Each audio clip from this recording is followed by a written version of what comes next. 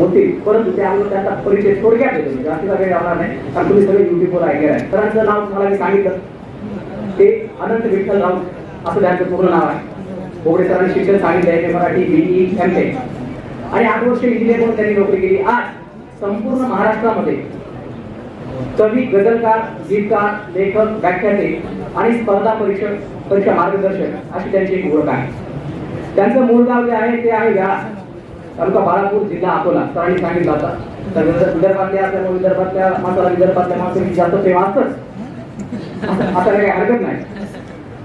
आणि स्वाभाविक आहे की एखादा माणूस जेव्हा संघर्ष करून आयुष्यात पुढे येत असतो, अशी व्यक्ती इतरांना आदर्श राहते आणि मग त्या व्यक्तीला आपल्याला खूप काही शिकायला मिळत असतं.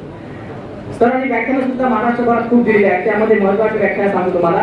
करिअर गायडन्स अँड मोटिवेशन या विषयावरती ते बोलतात. त्यांच्या काल मी युट्यूबवर ऐकलं, त्यांच्या देहबोलीतून, त्यांच्या आवाजातून, त्यांच्या स्पष्ट वक्तव्यातून ते खूप चांगला मेसेज देतात. शिवचरित्र या विषयावर ते बोलतात. जीवन समजून घेताना कवितेतील जगणं आणि जगण्यातील कविता या विषयावर ते बोलतात. बुद्ध ते बाबासाहेब उभाया तुकाराम, बुद्ध ते बाबासाहेब उभाया तुकाराम असाही त्यांचा एक आवडता विषय आहे.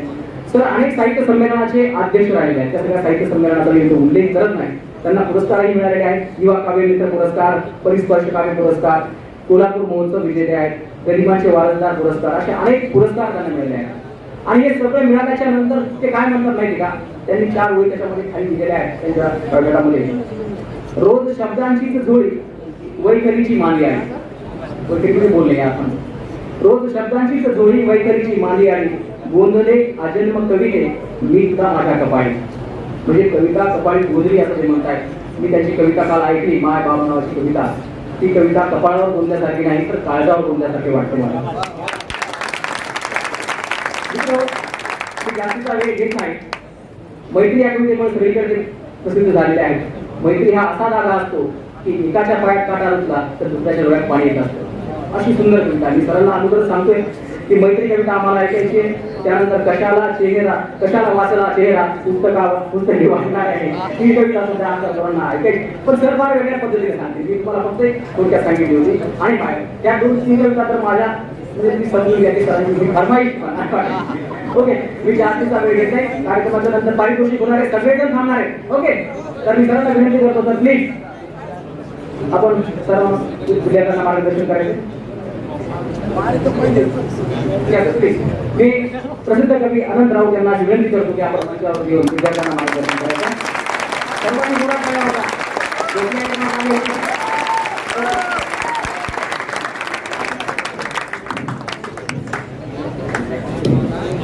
आवाज वाढून करा.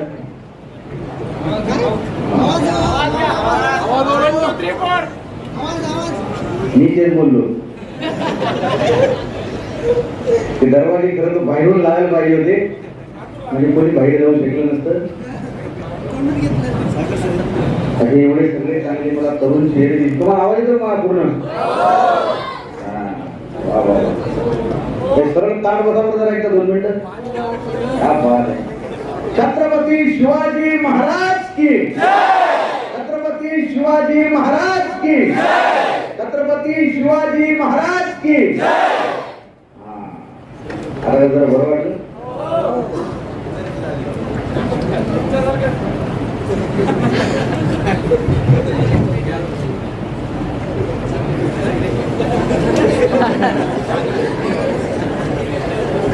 तरुणांकडे बोलायला लागली की मला भेवत लागतं बरोबर. कारण मी तुमच्या केलेला आहे. आवाज धडधड करते का? तुमचा पुष्पांचा कार्यक्रम झाला नाही आधी? म्हणजे माझं शिक्षण सरांनी सांगितलेलं आहे तुम्हाला BE MTech तुमच्यातलाच आहे. आणि महत्वाचं म्हणजे डिफॉल्टर माहिती आहे का तुम्हाला? डिफॉल्टर लिस्ट ज्याची अबसेंटी असते जास्त, प्रेझेंटी कमी असते, त्याला डिफॉल्टर लिस्ट मध्ये टाकतात. तर मी 3 वर्ष सलग डिफॉल्टर राहिलोय आणि बेस्ट डिफॉल्टरचा अवॉर्ड मी घेतलेला आहे कॉलेज. त्यामुळे तुम्ही 2 शब्द समजून गेलेले असाल. म्हणजे माझ्या कॉम्पिटिशनला अजून 2-3 तरुण खा होते, एक महेश आणि एक दुसरा मंगेश. पण त्या दोघांना पराजित करून मी 3 वर्षाचा विजेता झालेलो होतो आणि त्या कार्यक्रमात सुद्धा मी गैरहजर होतो. त्यामुळे आमचे सरदार सर होते, ते म्हटले होते की he is deserving candidate for this award because he is absent here also. त्याच्यामुळे मी तिथे सुद्धा अब्सेंट होतो. पण तुमच्या सगळ्यांच्या म्हणजे सगळे तरुण मला फार सगळे जबरदस्त वाटतात. सर म्हटलं ते मगाशी कोणी मध्ये उठून जाऊ नका, बरोबर आहे का? जे आमदार खासदार उठून जायचे ते उठून गेलेले आहेत.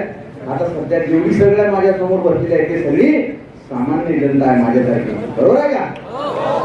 ज्यांना सामान्य जनता ना आपण आपल्या राजकारणाची घेतले नाही का? माझं नाव अनंत राऊत आहे. आडनाव राऊत असलं तरी माझा राजकारणाशी काही संबंध नाही. हे पहिल्यांदा क्लिअर केलेलं बरं. जगतवंदनीय जगद्गुरु संत तुकारामराय वैराग्याचे मूर्तिमंत पुतळे संत श्रेष्ठ श्री गाडगे बाबा नवसे कन्ये पुत्र होती कन्येका करणे लागे पती अशी अभंग रचना करून ज्यांनी समाजात समानतेचे धडे दिले, अंधश्रद्धा दूर केली ती जगद्गुरु तुकोबाराय. आयुष्यभर ज्यांनी लोकांनी केलेली घाण साफ केली, संध्याकाळी कीर्तनातून लोकांची डोकी झाडली, ते दगडांचे टाळ करून लोकांच्या डोक्यात साळ करणारे एकमेव संत म्हणजे गाडगे बाबा. मंदिर में भी है खुदा मस्जिद में भी राम है, मंदिर में भी है खुदा मस्जिद में भी राम है, दोनों नहीं है पत्थरों में सिर्फ उनका नाम है. हे सांगत समाजात समानता प्रस्थापित करणारे राष्ट्रसंत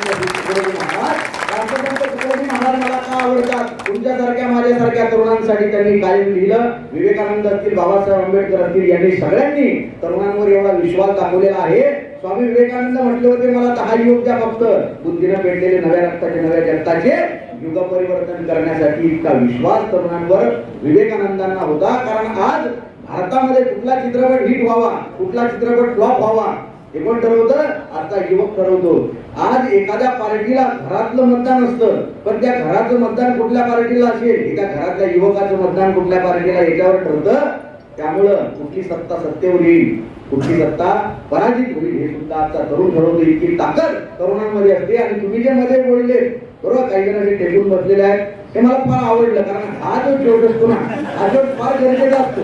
मागेही बसलेले आहेत काही शांत असे भाष्यावर्गे बसलेले आहेत, फक्त हातात गजरा घालायचा राहिलेला आहे त्यांच्या.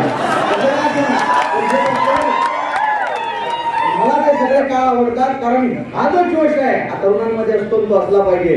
अग्नी भडकला युद्धाचा, अग्नी भडकला युद्धाचा, तुवाळशी होऊन बसे. अबे तरुणा सोनी रक्त नवसळे, नौजवान तुझ म्हणा कसे. तरुणा सोनी रक्त नवसळे, नौजवान तुझ म्हणा कसे. राष्ट्रसंत तुकडोजी महाराजांच्या ओळी घ्या. मगाशी तुम्ही फिशपॉट मध्ये सगळ्यांवर फिशपॉट टाकले असतील, शिक्षकांवरही फिशपॉट टाकले असतील, टाकले का नाही?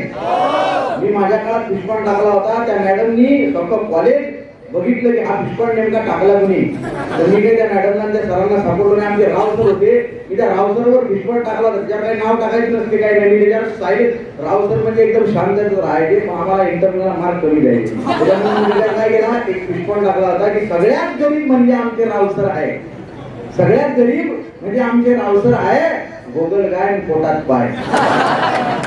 त्याच्यानंतर एक पाटील मॅडम टाकलेला होता, बायकोट असायचे आमच्या पाटील मॅडम. इथपर्यंत त्यांची हेअरकट आलायला मी त्याला टाकून त्याच्यात. आपण कमीच होतो. कमी लोक कसे असतात, खतरनाक असतात. महत्वाचं म्हणजे तुमचं मला लई कौतुक आहे. हा एवढा मोठा हॉल आहे, तुम्ही म्हटले लहान संख्या आहे, फार मोठी संख्या आहे. एवढे लोक कवीला ऐकायला येत नाही. दलिंदर परिस्थिती आहे कवी लोकांची, कवी लोकांना ऐकायला कवी लोक जात नाही. तुम्ही आले त्याबद्दल तुमचं फार मोठं कौतुक आहे. नाही तर ते झोडी घेऊन चष्मा लावून फिरणारे कवी तुम्ही बघितले असतील.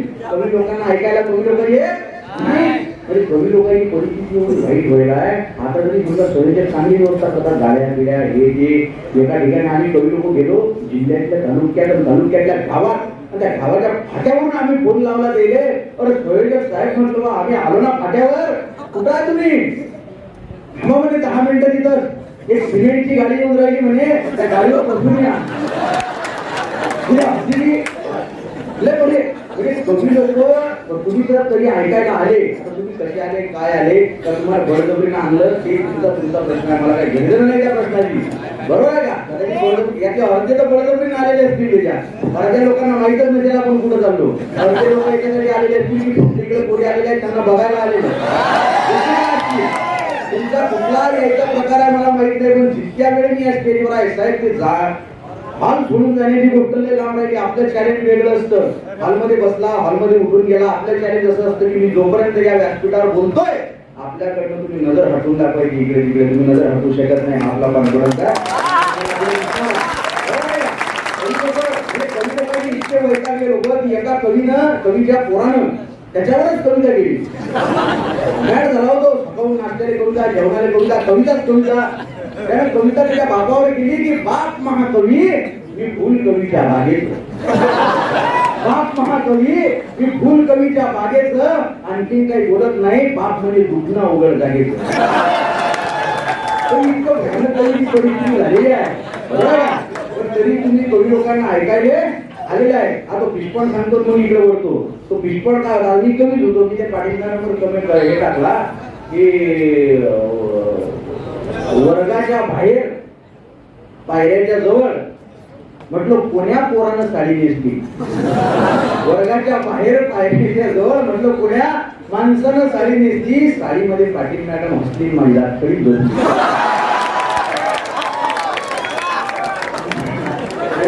एक महिना मला शोधत होती की तो लेखक कोण आहे. पहिला तो काही लेखक मी त्यांना आजही सापडलो नाही.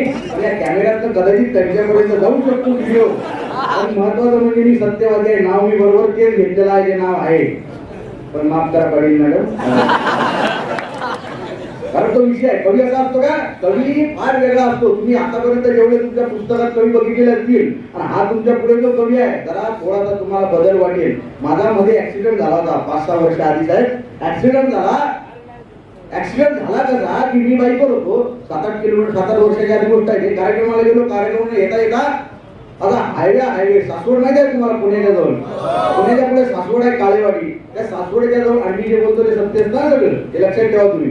तर तिथं आता रस्त्याचं बांधकाम चालू होतं, काम चालू होतं. आणि तिथं तो बोर्ड लागलेला होता वाहने वळवून घ्या. वाहने वळवून घ्या.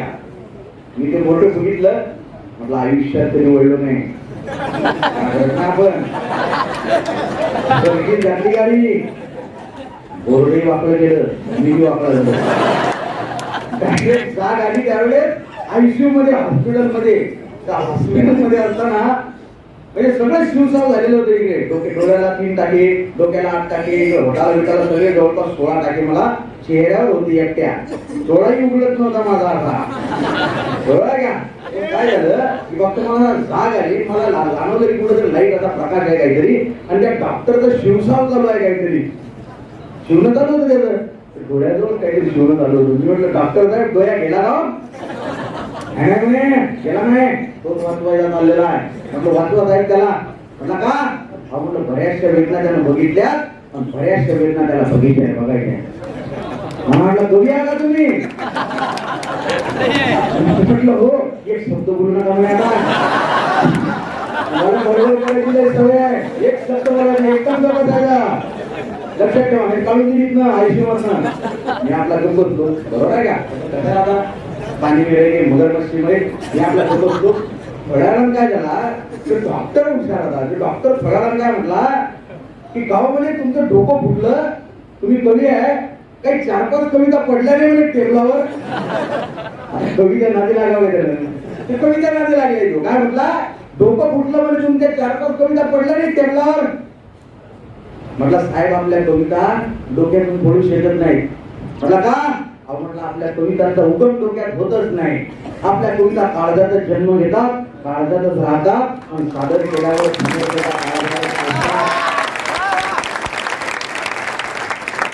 शांत झाला नाही.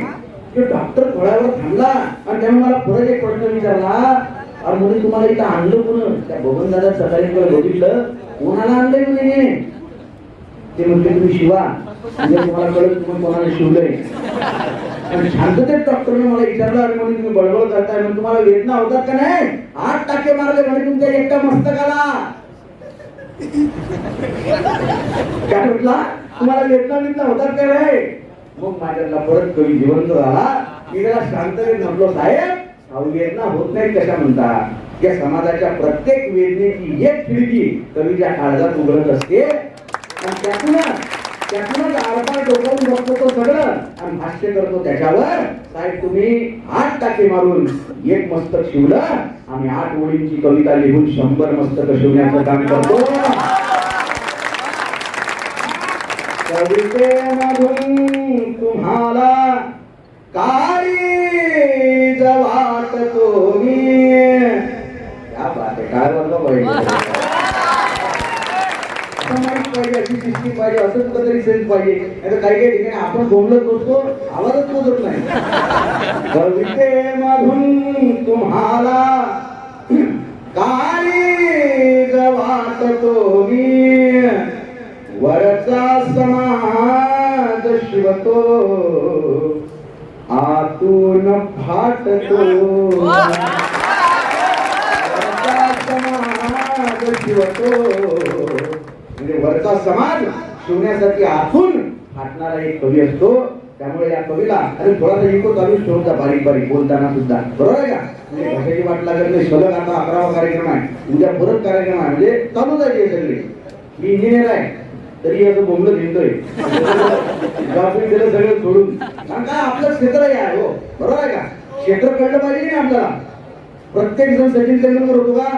प्रत्येक जण अमिताभ बच्चन होतो का? प्रत्येक जण लता मंगेशकर, प्रत्येक जण विजय माल्या, प्रत्येक जण जाऊन होतो का? प्रत्येक जण नरेंद्र मोदी, प्रत्येक जण शरद पवार, प्रत्येक जण उद्धव ठाकरे, प्रत्येक जण होतो का? प्रत्येकाचं आपापलं असतं, बरोबर आहे का? करिअर असतं प्रत्येकाचं. तुम्ही सध्या युवक आहात, सगळे तरुण आहात, आज तुमचा वेळ जो आहे हा टर्निंग पॉईंट आयुष्याचा. त्यामुळे आपल्याला इथच्या वळणावर सगळं कळलं पाहिजे. ते ससा कासवाची गोष्ट ऐकली आहे तुम्ही? कधीच ऐकली नसेल तुम्ही, कधीच ऐकली नसेल तुम्ही, बरोबर आहे का? एका घराला मी विचारलं ससा कासवाच्या गोष्टीतनं तुम्ही काय शिकला? एक पोरगा उभा राहिला, म्हटला सर मी ससा कासवाच्या गोष्टीतनं हे शिकलो की शर्यत हारलो तरी चालते पण झोप पूर्ण झाली नाही.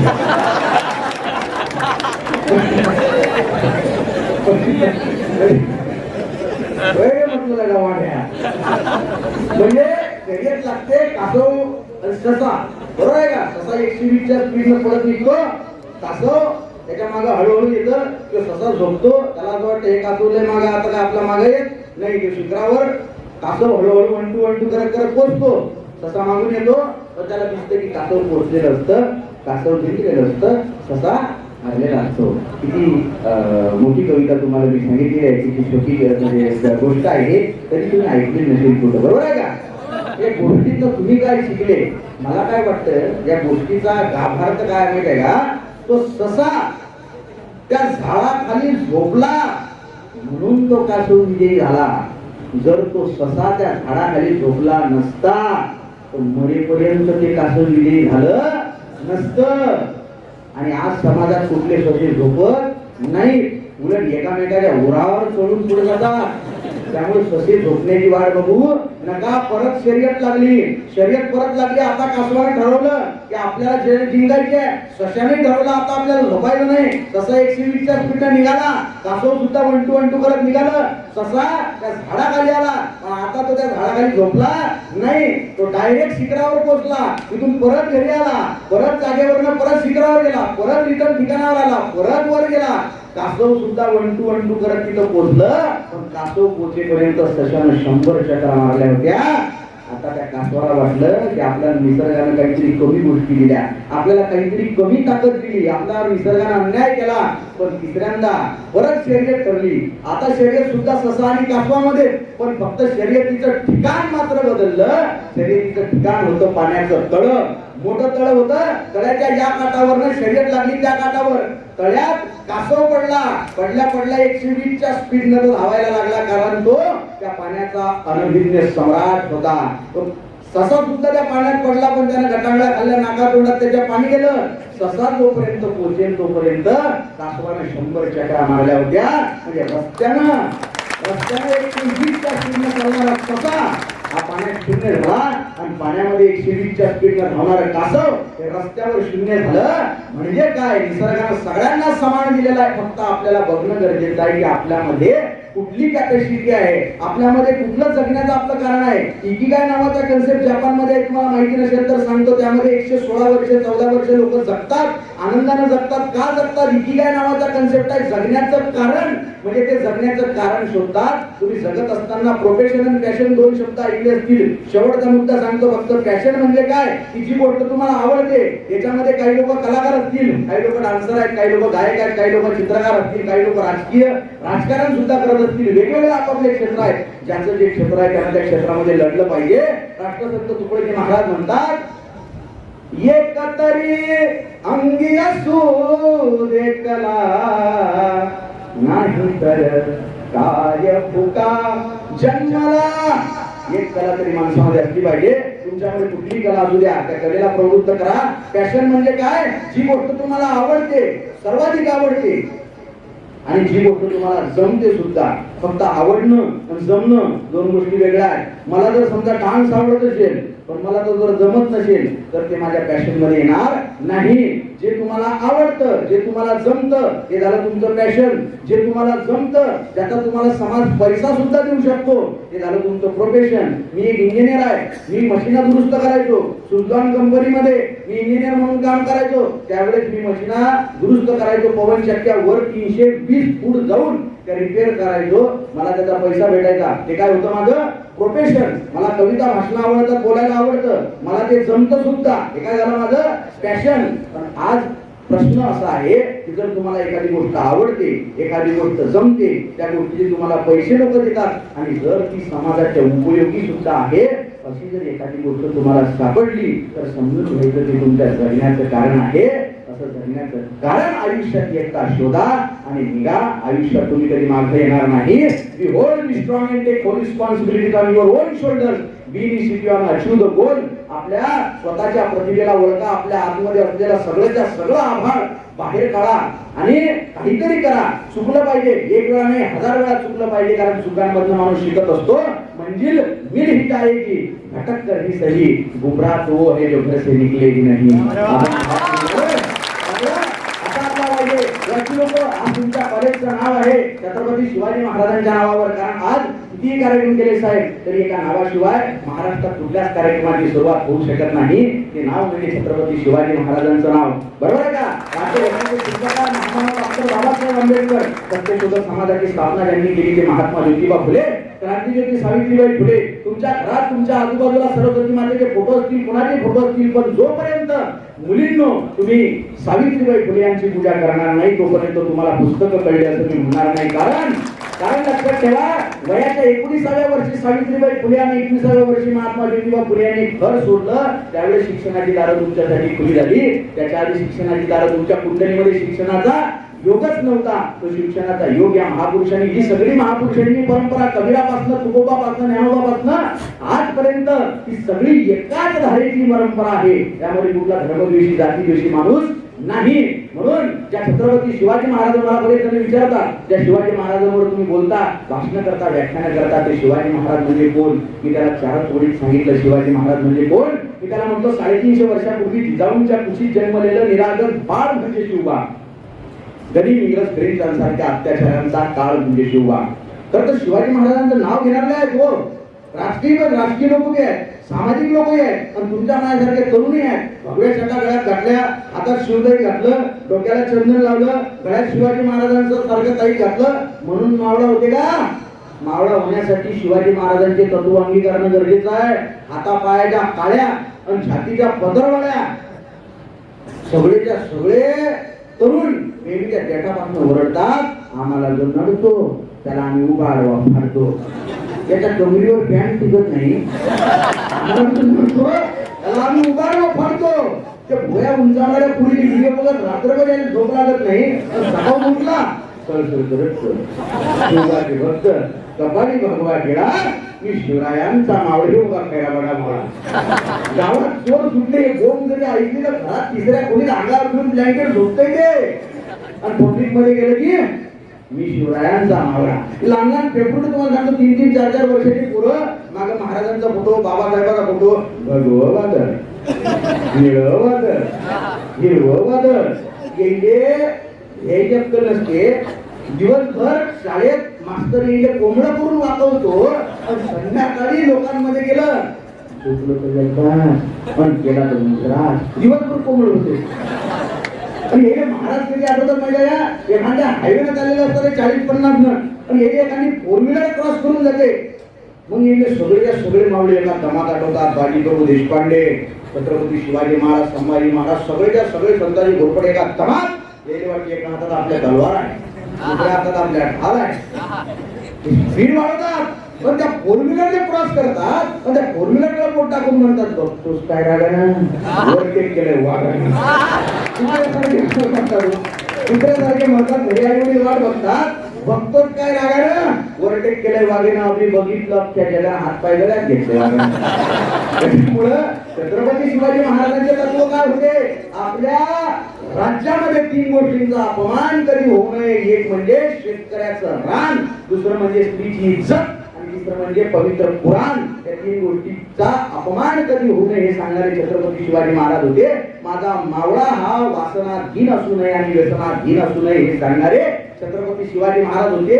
माझी लई गोष्टी होते साहेब, कार्यक्रमाला गेलो ना मला सोयरी विचारतात मग ते कसं काय आपलं बसायची कसं काय करायचं. तर म्हटलं बा मी त्याच्यातलं नाही, मला ते चालत नाही. नाही म्हणजे सगळे कमी लोक भक्ती लोक बसतात सगळ्या विकला घेऊन. आणि म्हटलं नाही बा आपण पण तुमचे डोळे बघून तर वाटते तुम्ही हस्तच देणार या. अरे म्हटलं नाही ना बा डोळा मॅन्युफॅक्चरिंग व्हायला कसं जाऊ मी. नाही म्हणून तुमच्या डोळ्यात अरे म्हटलं ती नशा आहे पण नशा वेगळी आहे, नशा आमची वेगळी आहे, आम्हाला समाजाची. बरोबर आहे का. शराब पीने वालों शराब पियो लेकिन नशा ऐसा करो कि कुछ देर तक टिक सके. यूं नहीं कि रात को पी सुबह को उतर जाएगी, यूं नहीं कि रात को पी सुबह को उतर जाएगी. अरे मेरे वतन से दिल लगा के देख जिंदगी नशे में गुजर जाएगी.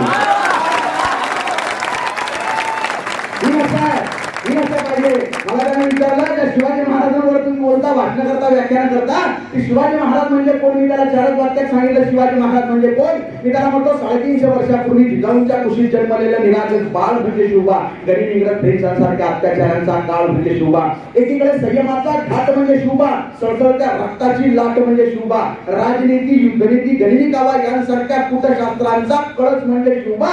सामाजिकता, धार्मिकता, नैतिकता अशा विचारांची पवित्र तुळस म्हणजे शिवबा. सर्व धर्म सहिष्णुतेचा अभिमान म्हणजे शिवबा. सर्व धर्म सहिष्णुतेचा अभिमान म्हणजे शिवबा. रयतेसाठी जीवाचं रान म्हणजे शिवबा. कर्दनकाळी मराठ्यांना आलेली जाग म्हणजे शिवबा. अफजल खानाची शिकार करणारा वाघ म्हणजे शिवबा. अख्ख्या जगावर आदर्श राजाची छाप म्हणजे शिवबा. झोपलेल्या षंडजंतला झणझणीत चपराक म्हणजे शिवबा.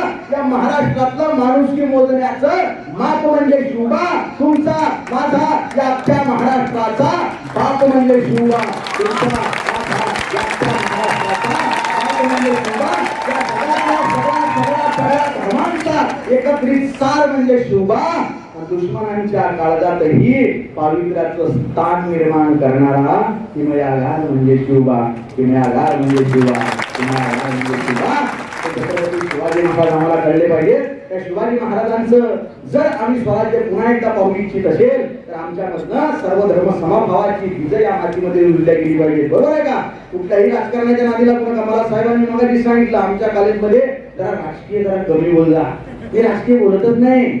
मला ते राजकारणी लोक आवडत नाही. राजकारणी लोकांवर तुम्ही विश्वास ठेवू नका, मी विश्वास ठेवत नाही. आणि पोरीवर तुम्ही विश्वास ठेवू नका. नाही राजकीय म्हणजे वेगळे राजकीय म्हणजे मी तुम्ही बोलत हो करू नका. तुमचे लाईटच वेगळे लागतात.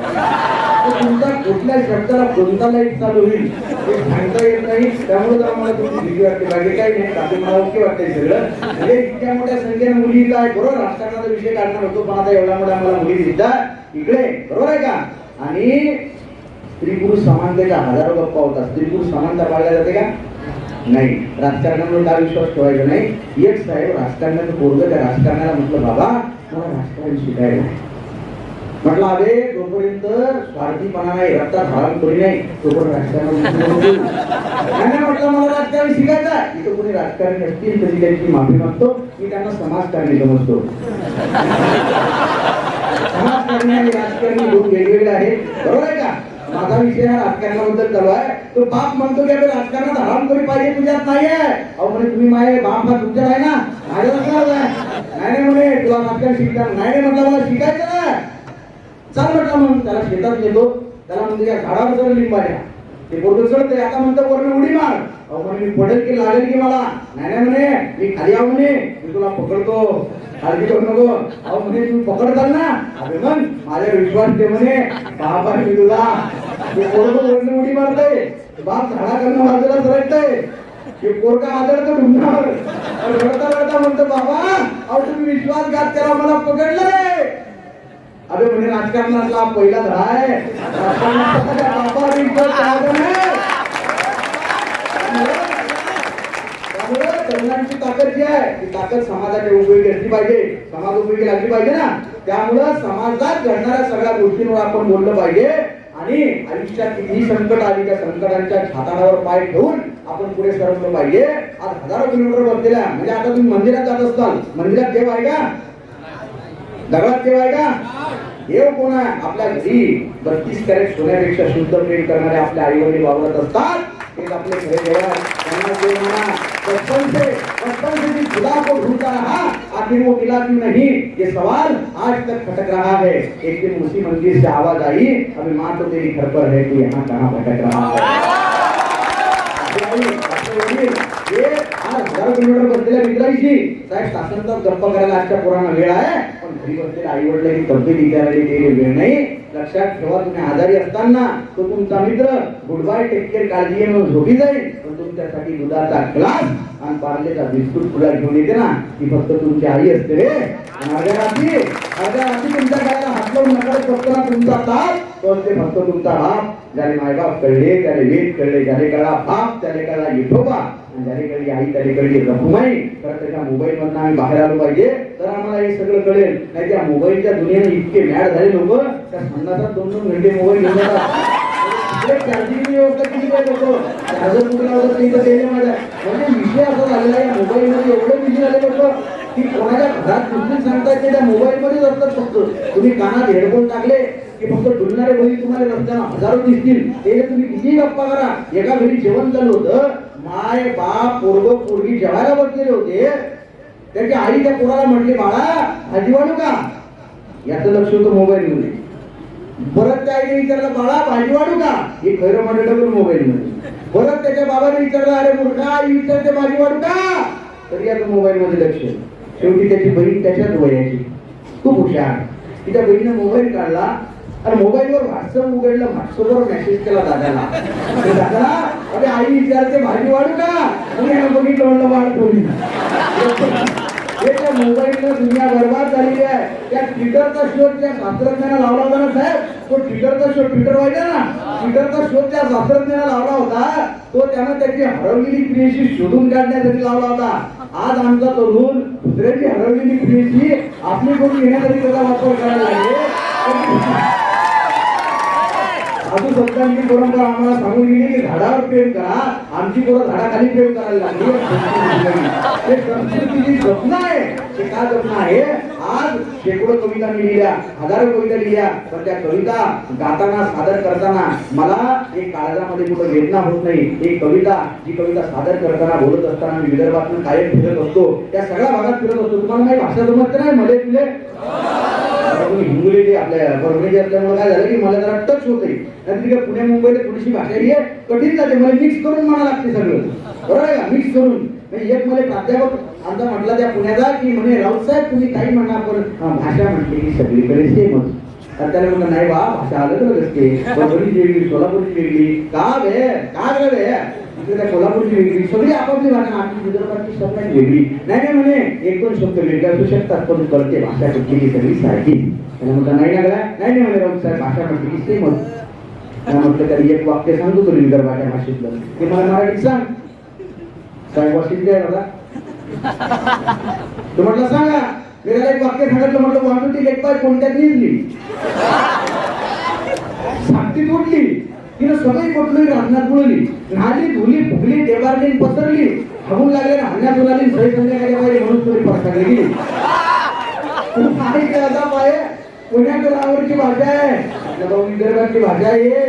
आमच्या विदर्भात जी शहरात राहतात ना ते समजत नाही तू कुठून आला तुझे समजणार नाही तुमची भाषा वेगळी आहे पाण्यात जाणो सहज ब्रह्मरसाचे पावणे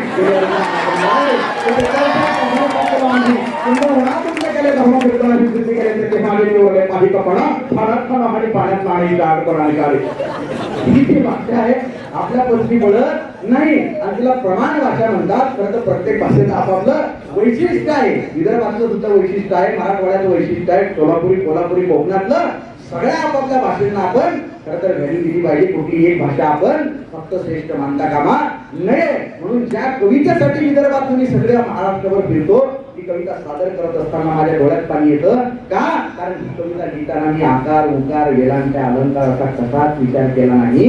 कारण मला असं वाटतं की मुळात मायबाप हा व्याकरणाचा विषय नसून तो अंतःकरणाचा विषय आहे. ही कविता जर तुमच्या काळजात गेली तर तुमच्या काळजातनं काळ्या निघतील. त्याचा मला आत्मविश्वास आहे. त्या काळ्या आपण मागत नसतो बरं का, तसले धंदे आपण करत नाही बरोबर का. आणि तुम्हाला वाजवायचे असतील तर वाजवा, नसतील वाजवायचे नका वाजू. या जन्मात वाजवायचे असतील या जन्मात वाजवा, पुढच्या जन्मात वाजवायचे असतील पुढच्या जन्मात वाजवा. काळ्यांचा खोटा तुम्हाला कम्प्लीट करायला लागेल एवढं लक्षात ठेवा.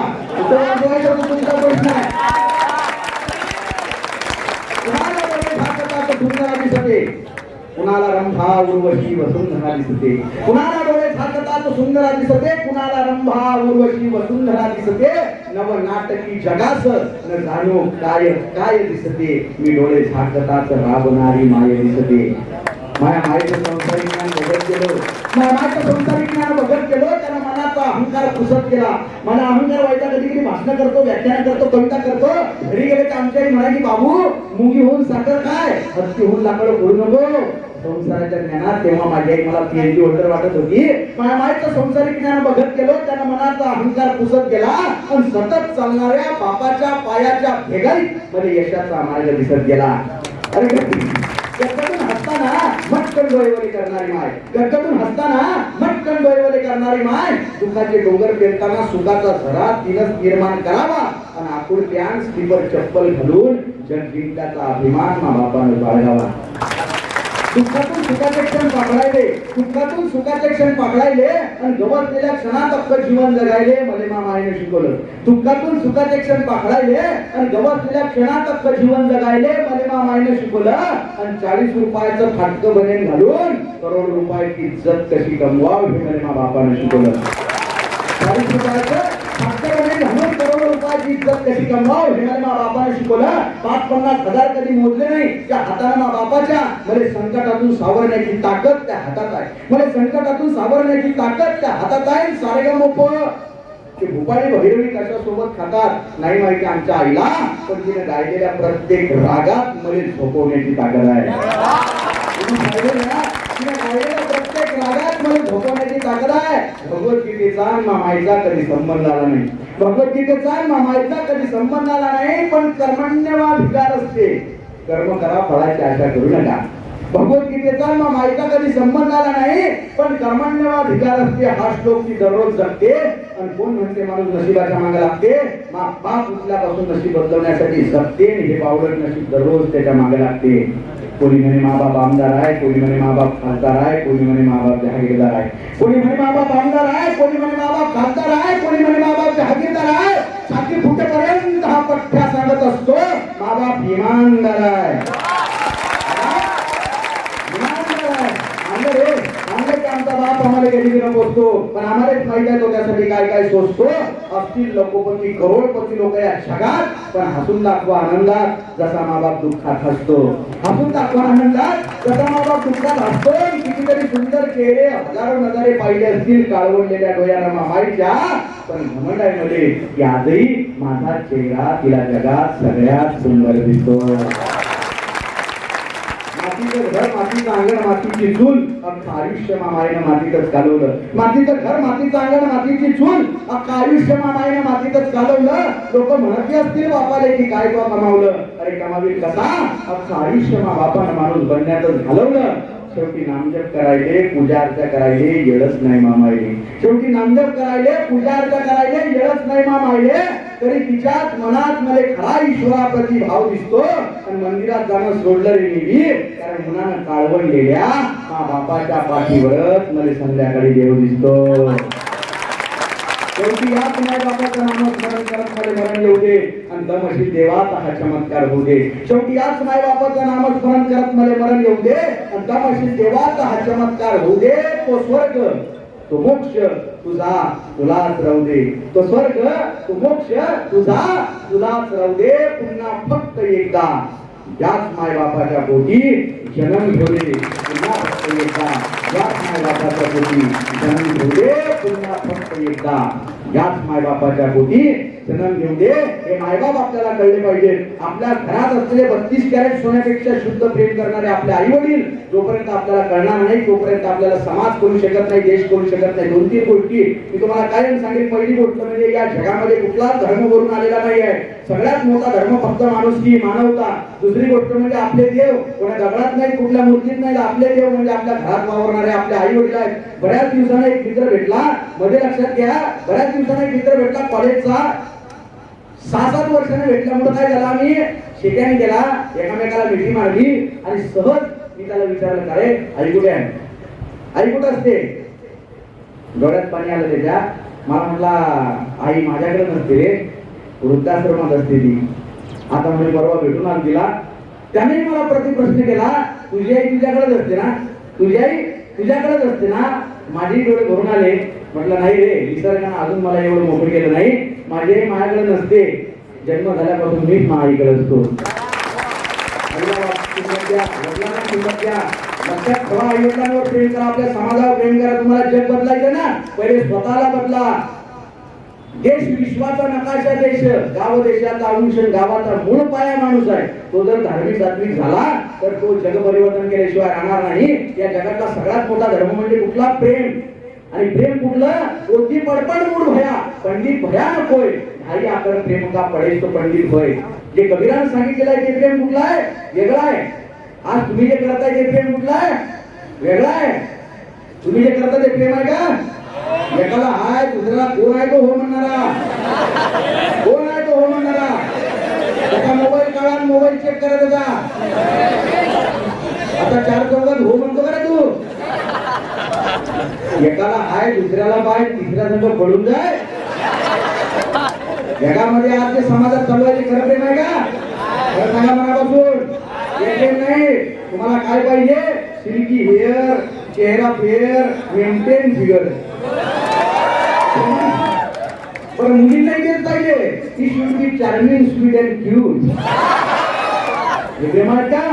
म्हणजे साहेब काय झालं, 13 तारखेला तिचा त्याला मेसेज आला की सौरभ माझं लग्न ठरलंय, मला विसरून जा. सौरभ माझं लग्न ठरलंय, मला विसरून जा. अरे ते म्हटलं मी विसरून जातो, पण मी सौरभ नाही, मी राहुल आहे. पुढे ऐका, पुढे म्हटला मी विसरून जातो पण मी सौरभ नाही, मी राहुल आहे. बरोबर म्हणे, काही हरकत नाही. मग तुम्ही विसरून जाय, सौरभ नाही सांगून दे. हे आजची सत्याची परिस्थिती आहे. एका पोरीनं त्या व्हॅलेंटाईन डेच्या दिवशी दुकानात विचारलं, काका म्हणे असं एखादं ग्रीटिंग आहे का की ज्याच्यावर लिहिलेलं आहे की माझं तुझ्यावर प्रेम आहे आणि मी फक्त तुझीच आहे. आहे पण आपल्याकडे चांगलं ग्रीटिंग आहे. ते पोरगी म्हणे मग एक काम करा, 10 ग्रीटिंग द्या मला. चालू आहे. त्याच्यामुळं याच्या पुढे आता आपला प्रेमाचा विषय चालू झाला. आता तुमच्या काळजातला विषय चालू झालेला आहे. आले मास्टर विषय सगळा तो. आज असू नका. तुम्ही हसता म्हणजे तुम्हाला वाटली पाहिजे तुम्ही स्वतः हसता. प्रेमाचा अर्थ, कशाला वाचला चेहरा, पुस्तके वाचणाऱ्याने उभा रस्ता बदलला रे, तिच्या एका इशाऱ्याने. म्हणजे कसं आहे, पुस्तक वाचण्याच्या काळात पोरांनी पुस्तक वाचली पाहिजे. पुस्तक वाचण्याच्या काळात पुस्तकात वाचली पाहिजे. उगाच चेहरे वाचत बसू नका. माझ्या घरच्यांना वाटतं की पोरं हुशार आहे, रस्ताच बदलला. कवी चालू मी, कशाला वाचला चेहरा, पुस्तके वाचणाऱ्याने उभा रस्ता बदलला रे तिच्या एका इशाऱ्याने जवा या जिंदगानीची उघडली फाटकी पाणी फाटकी पाणी पूर्ण होतच नाही हो दोघे तर होतात क्या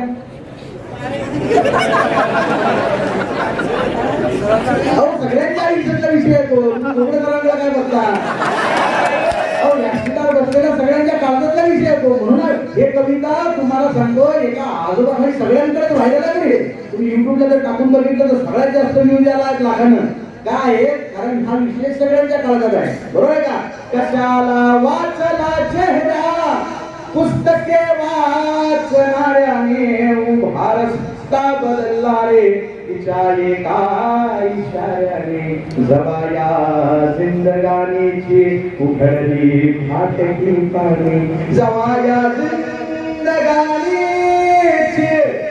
उघडली फाटकी पाणी मनाला मारला रफू रफू रफू समजते कपड्याला मारत तिच्या एका इशाऱ्याने तुझ्या गावावरून जवा जवा जाईन मी तुझ्या गावावरून जवा जवा जाईन मी जरी भुललीस तू तुले सोडून पाहिजे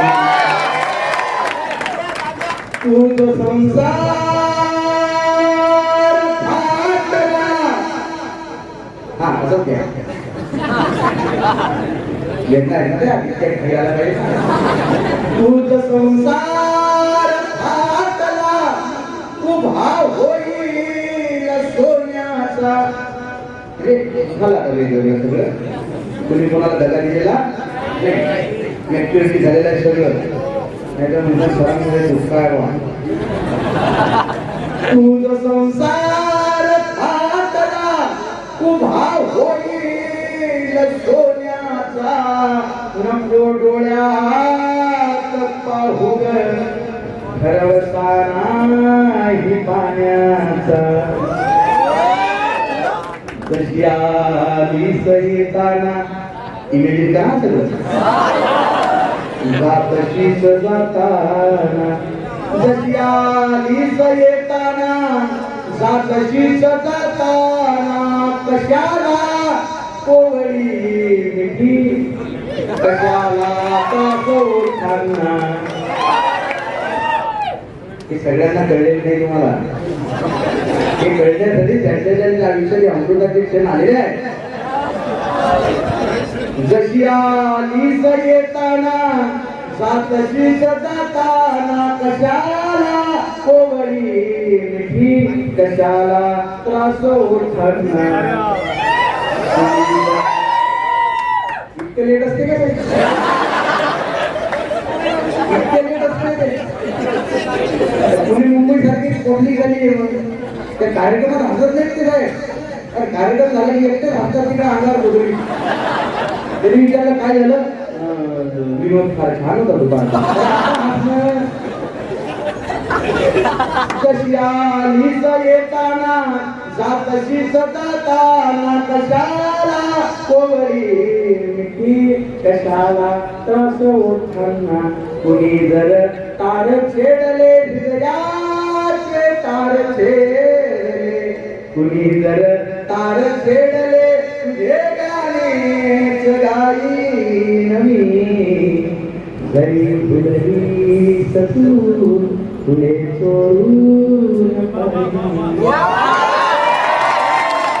मले जीवला जितका आता तुमच्या सगळ्यांच्या जवळचं कळवा मले जीवला जितका जितका जितका जितका मले जीवला जितका तू हा नवऱ्याला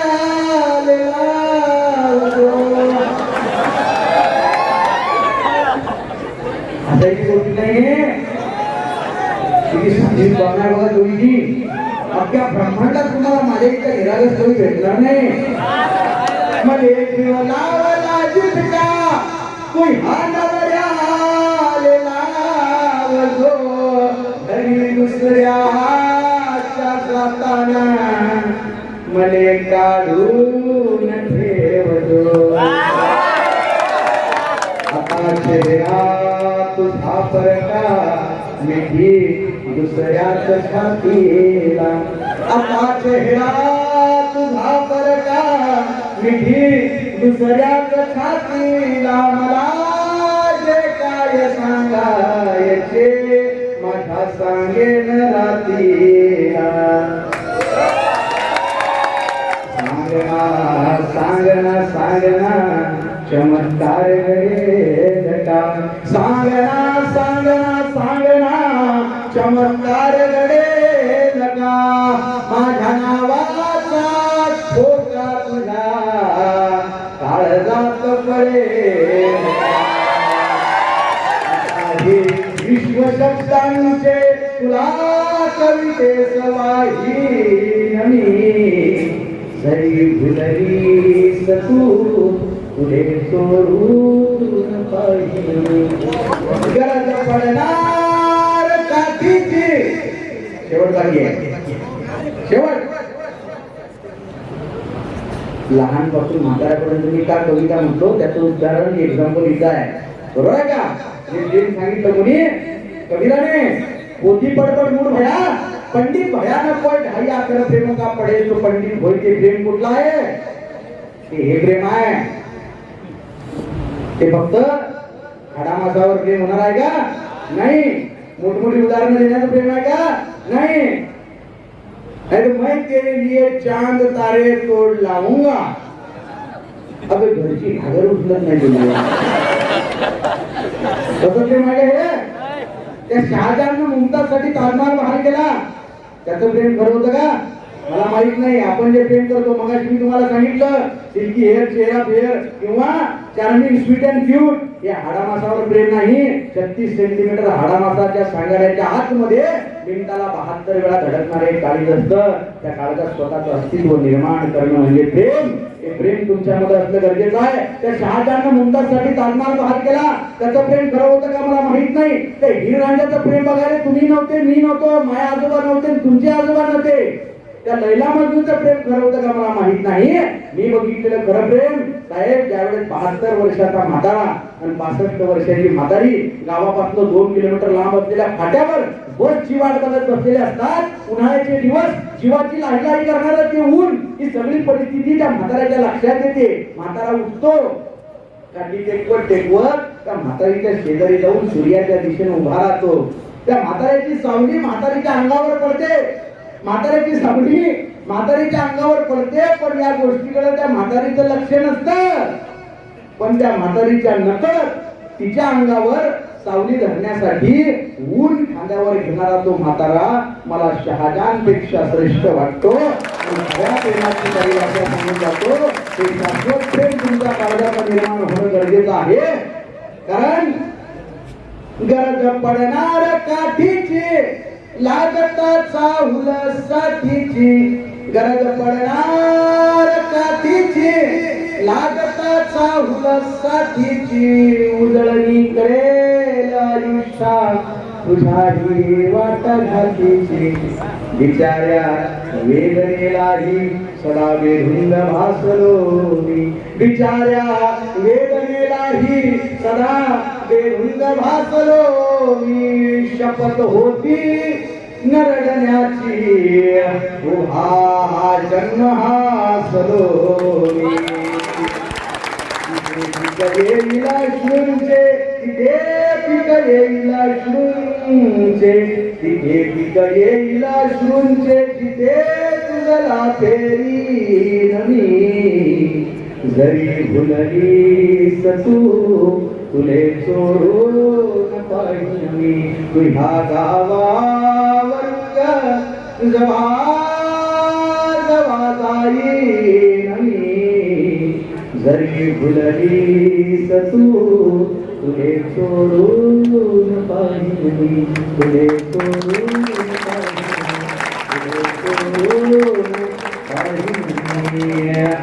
ते शाश्वत प्रेम आहे, ते शाश्वत प्रेम पाहिजे, नाहीतर मला ती सोडून गेली आणि आता मैं उसको किसी का होने नहीं दूंगा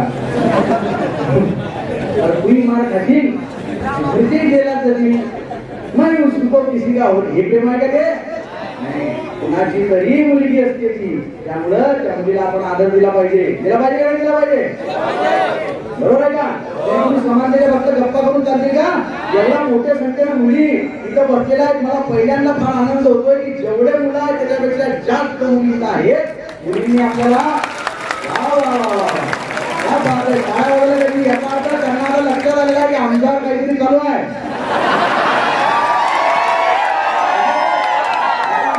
सर बोलणार आहे, त्यामुळे त्यांनी काय केलं, टाळ्या वाजवलेल्या आहेत. आणि मी खरंच त्यांच्यावर बोलणार आहे, कारण ते बोलणं गरजेचं आहे. काही तर स्त्री पुरुष समानतेच्या फक्त गप्पा होतात. स्त्री पुरुष समानता पाळल्या जाते का? नाही. लक्षात ठेवा, कल्पना चावला, सुनीता विल्यम्स ह्या सगळ्या स्त्रिया असतील, त्याच्या आधी सावित्रीबाई फुलेंपासून सगळे असतील. थोडासा मला इको द्या असतील काका, थोडासा ठेवा. यांच्या कानात गेला पाहिजे तो, त्याच्या कानात जात नाही तो. बरोबर आहे का? स्त्री पुरुष समानता मी मध्ये 2 मुली कोणते लिहिले होत्या बघा, कुणावर लिहिले आहे. मुलींच्या कुंडलीमध्ये पुस्तके फेरली कोणी, मुलींच्या आनंद होतो. तुम्ही वैचारिक म्हणत असताना सुद्धा दात एकाकडे हो, स्वतःच्या काळ्या वाजवा. फक्त तुम्ही कमालच्या करणारे कोण नाही, मला माहित आहे. तुम्ही त्या हात जर तुम्हाला काही आवडलं नाही की मागून काढताना डोळे मारणारी तुम्ही जा, आणि जर काही आवडलं तर टाळ्या वाजवणारे डोळे ओले करणारे तुम्ही जा. त्यामुळे तुम्ही मला फार आवडलेला आहात. I love you. मुलींच्या कुंडलीमध्ये कुंडली इकडून गेले तुम्ही बाहेर निघाले. मुलींच्या कुंडलीमध्ये पुस्तके फेरली कोणी, मुलींच्या कुंडलीमध्ये पुस्तके फेरली कोणी, उन्हाच्या डोंगरावरची फुले वेचली कोणी. त्यामुळे मुली आणि तुम्ही कुणाच्या दबावात ठेवू नका. घरचे काय म्हणतील काय नाही, स्वतःच्या पायावर उभा राहा. नवरा काय करील, नवरा असा असेल, नवरा बिवरा तो खायला म्हणा, त्याच्या नादी लागू नका. तुम्ही स्वतःचा आयुष्य स्वतः घडवा. आज तुम्ही एमपीएससी करत असाल, यूपीएससी करत असाल, जे काही करत असाल, पण तुमचं जोपर्यंत करिअर सेट होत नाही तोपर्यंत घरच्यांना डायरेक्ट सांगा मी लग्न करणार नाही. बरोबर आहे का? हे डायरेक्ट सांगा. घरच्यांच्यावर विश्वास ठेवू नका. परंतु मी लग्न करणार नाही हे सांगत असताना मी पळून जाईल. मी लग्न करणार नाही का? कारण आपल्याला करिअर घडवायचं आहे. मी स्ट्रेट फॉरवर्ड बोलणार आहे बरं का. मला असं कारण महादेवीच्या डेटापासून बोलत असतो, इथे सगळं सोडून इकडे बोलणं लिहितोय त्यासाठी फक्त काहीतरी 2 गोष्टी काहीतरी बदलल्या पाहिजे. आज आपण बघतो स्त्री पुरुष समानता. आज घरी आपल्या एखादी जर स्त्री असली आणि ती जर जॉबला गेली तर घरी आल्यानंतर स्वयंपाक कोण करते? तीच करते. धुणं कोण धुते? तीच धुते. कपडे कोण घालते?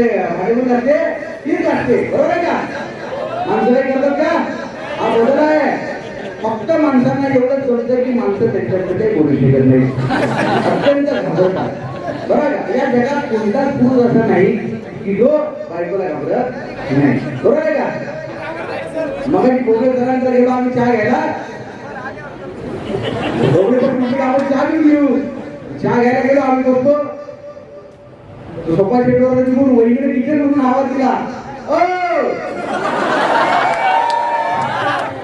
तर काय बघा बघा घरी काय काळजी करू नका तुम्ही चहा घ्या. बरं आवाज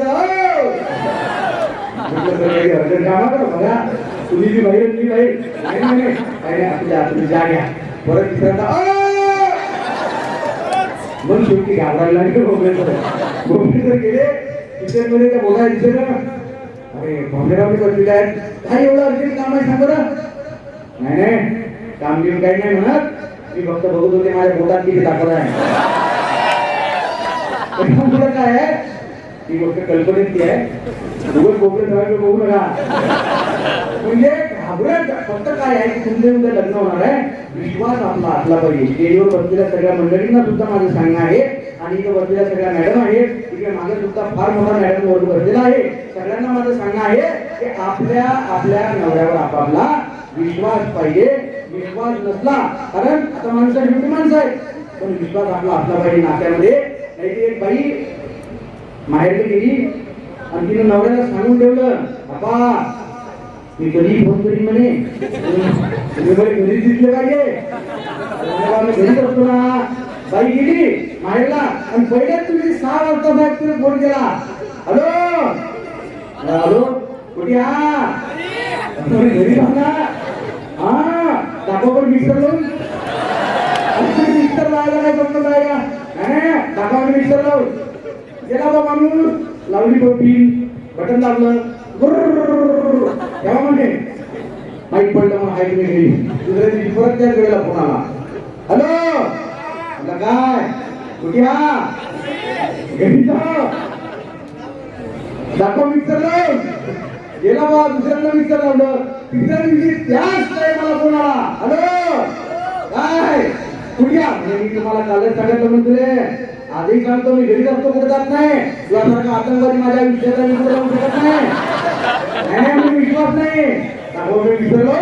दुसऱ्या दिवशी 6 दिवस झाले, 7 दिवस झाले, 8व्या दिवशी बाई दुपारी घरी आली आणि पाहिजे तर नवरा घरातच नाही. पोरीला म्हटले पिंके बाबा कुठे गेले, मला काय माहिती कुठे गेले, कुठे गेले तुला सांगून गेले नाही का, मला काही माहित नाही म्हणे. 8 दिवस झाले ते मिक्सर घेऊन कुठे हिंडून राहिले.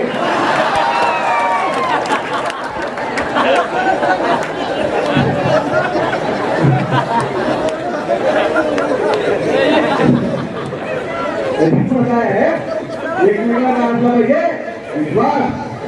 या जगातलं सर्वश्रेष्ठ नातं ते मैत्रीच आहे. परंतु या समाजात प्रपंच पुढे येत असताना रथाची 2 चाकं, एक स्त्री आणि एक पुरुष, म्हणून स्त्रीला सुद्धा आम्ही तेवढा आदर दिला पाहिजे. यत्र नारीश्च पूजन्ते रमन्ते तत्र देवता, म्हणजे जिथं जिथं स्त्रीची पूजा होते तिथं तिथं ईश्वराचं वास्तव्य असतं. हे सांगणारी आपली भारतीय संस्कृती आहे. लक्षात ठेवा, छत्रपती शिवाजी महाराजांनी जर स्वराज्याचं सुवर्ण स्वप्न पाहिलं आणि ते सत्यात उतरवलं, त्यांच्या मागे आदर्श होते जिजामातेचे. त्यामुळे आमच्या मागे सुद्धा आमच्या आजूबाजूला असलेल्या सगळ्या स्त्रियांकडे आम्ही आदराने बघण्याचे आदर्श असले पाहिजे. कारण आम्ही आमच्या डोक्यामध्ये जे घातलेलं आहे पहिले ते बाहेर काढणं गरजेचं आहे. काय करणं गरजेचं आहे, ते बाहेर काढणं गरजेचं आहे. आज बघा तुम्ही, साहेब मराठी भाषा असते, मराठी भाषेत पहिलं पान उघडलं की उघडल्या आम्हाला दिसतं बबन अभ्यास कर, कमल पाणी भर. काही वाचलेली सगळ्यांनी बबनला आम्ही अभ्यास करायला बसवलं आणि कमलला पाणी भरायला पाठवलं. अभ्यास करून पुढे साहेब झाला की पाणी भरून एका घरची सून झाली. हाच फरक आहे. तो आंबा कारण तो गोड आहे, ती कैरी कारण ती आंबट आहे. तो आणि ती मधला फरक बघा मित्र. तो आंबा, ती कैरी, तो आकाश, ती जमीन, तो सागर कारण तो विशाल आहे, ती नदी कारण ती छोटी आहे, तो गाव, ती गल्ली, तो रस्ता, ती वाट, तो संदूक किंवा पेटारा, ती पेटी, तो फळा, ती पाटी, तो खडू, ती लेखणी, तो हत्ती, ती मुंगी, तो रांजण, ती घागर, तो हंडा, ती कळशी, तो मोठा, ती छोटी, तो दरवाजा, ती कुंडी. कायमच तो मोठा, आमच्या या मस्तकामध्ये कायमच ती छोटी. ती कुठेतरी परिस्थिती आम्ही बदलली पाहिजे मित्र. हो, मध्यंतरी मी एक छोटीशी कविता लिहिली होती. ती कविता वैचारिक आहे, त्यामुळे मी कुठल्याच पायरीला ती कधी सादर करत नाही. परंतु महिलांवर कविता असल्यामुळं ती कविता मला सादर करणं गरजेचं आहे.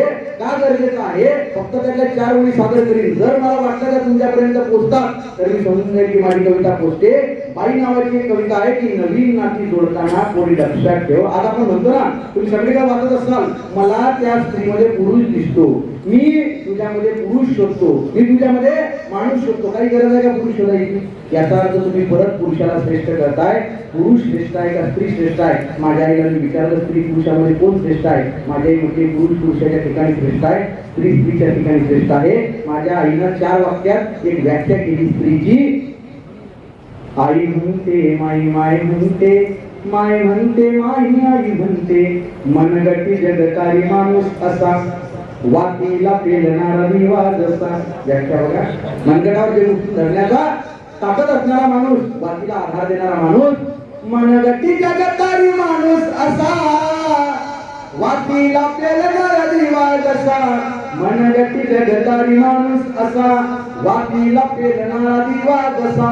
तेलाले माय संसार म्हणते, तेलाले माय संसार म्हणते, अंतेल संपेपर्यंत जळते तिले स्त्री म्हणते. आई म्हणते माय माय म्हणते, माय म्हणते नाही आई म्हणते. ही स्त्री आम्हाला कळली पाहिजे, बरोबर आहे का? ही स्त्री आम्हाला कधी कळेल? पण आपण लक्षात ठेवा, या नवनिर्मितीच्या प्रक्रियेमध्ये माणूस हा ऍक्सिडेंट झालाय.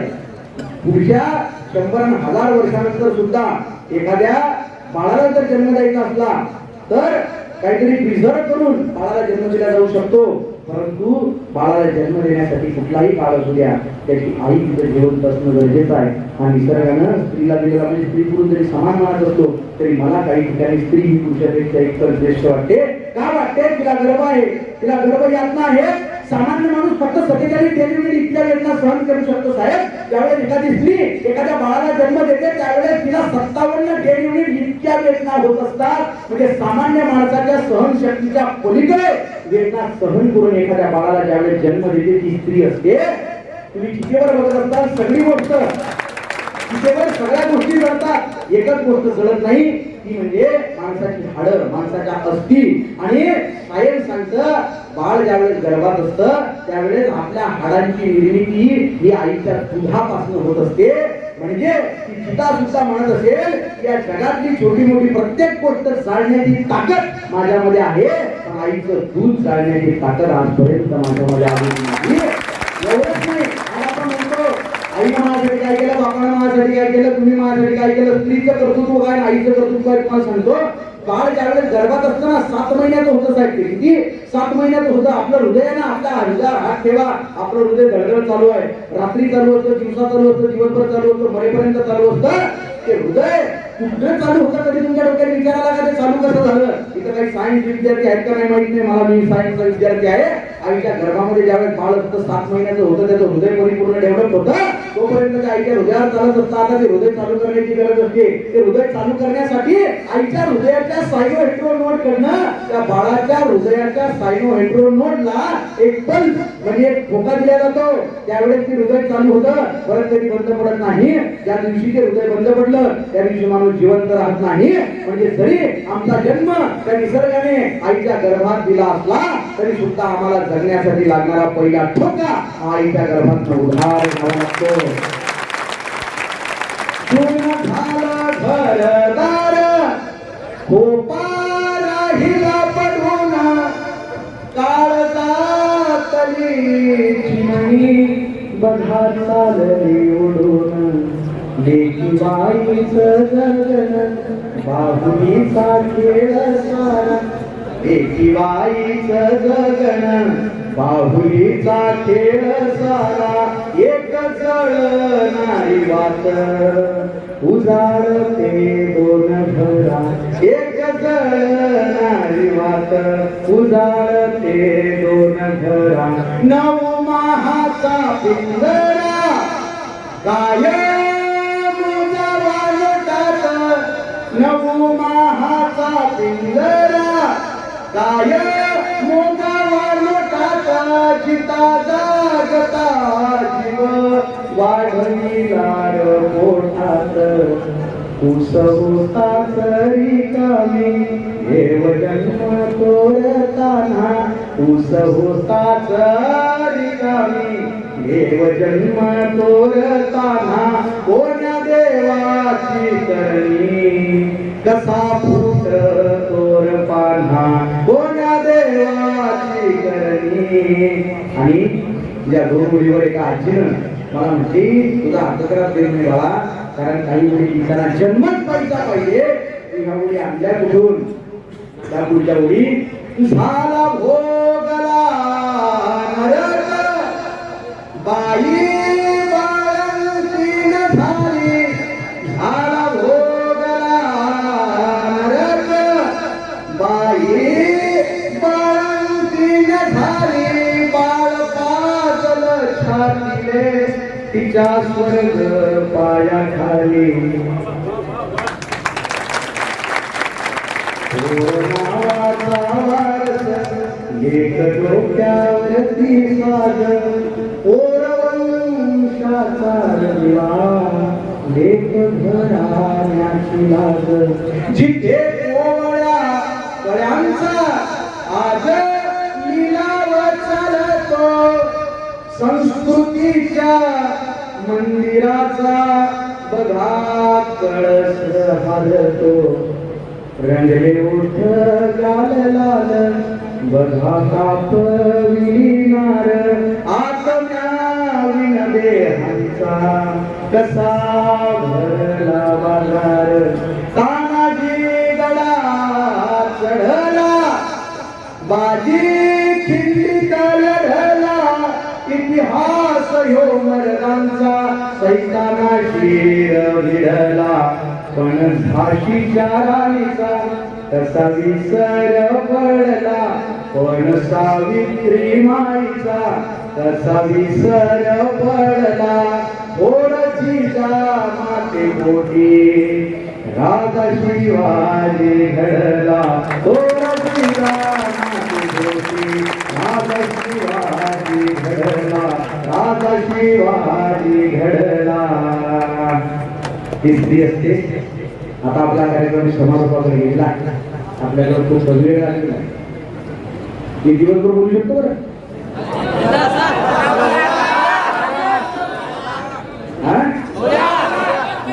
गमत नाही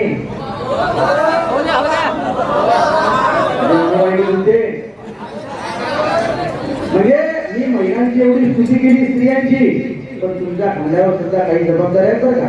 त्या जबाबदाऱ्या तुम्ही पार पाडल्या पाहिजे बरोबर आहे का. हे तर फार विचित्र परिस्थिती आहे वाद समाजामध्ये. तुम्हाला सांगतो मी ज्या लहान होतो ते अंगैकी गाण्याची पद्धत म्हणजे आमच्याकडे बाळ पाण्यात टाकायचं आणि त्याला झोपवण्यासाठी आई अंगैकीच म्हणायची. त्या अंगैकीची गाणं जात बघा आळ म्हणे कुत्र्या आले बैशीळ म्हणे मांजर आले अंधृष्ट लागू नये अनंताच्या कातयाले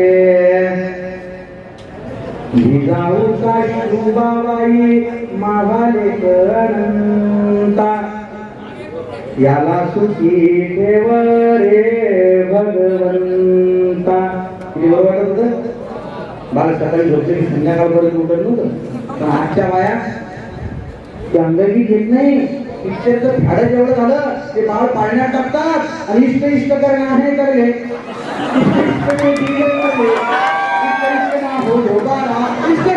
अरे बापरे बाळ झोपल का झोपलं तर कोणते संस्कार त्याच्यावर पडतील.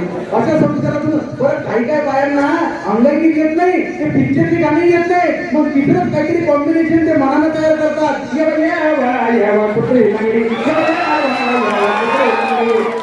धर्माबाळाची तंगडी धर्माबाळाची तंगडी ते फार लागतंय मारणार गावाची काही करतो हे खरं काही परंपरा असतात की त्या महिलांनी जपल्या पाहिजे. पण परंपरा बघा पहिली परंपरा म्हणजे आता सगळ्या स्त्रियांना माहिती आहे किंवा डोक्यावर पदर उखाणे घेण्याची एक पद्धत होती. डोक्यावर पदर डोळ्यात थोडीशी लाज लावून उखाणे घ्यायची ते चांदण्या रात्री माळीवर जाऊन लावत होते दिवा. चांदण्या रात्री माळीवर जाऊन लावत होते दिवा एकच मागणं देवा मोगल सरांचा माझा संसार सुखी हो. मोबाईल सगळे खुश सगळेच खुश पण आजच्या मेट्रो सिटीमध्ये जर स्त्रियांना तो उखाणा घ्यायला उखाणा घेत नाही ते बाई उखाणा कशी गिरावणार आहे रात्री माळीवर जाऊन लावत होते दिवा निघून लावर याच लावत होते अर्ध काम घरातलं तेच करतात. रात्री माळीवर जाऊन लावत होते दिवा घसरला ना पाय आता ना ढुंगा म्हणलं झंडू बांधला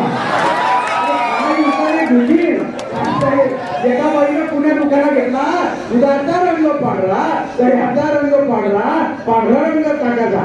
तुम्ही पाठना करू ना दुधाचा रंग पांढरा दह्याचा रंग पांढरा पांढरा रंग टाकायचा माल नशिबा शब्दा नागाला काय परंपरा आहे बरोबर आहे का. आणि तुम्हालाही सांगतो तुमची आता वय कमी आहे वयात लग्न करा.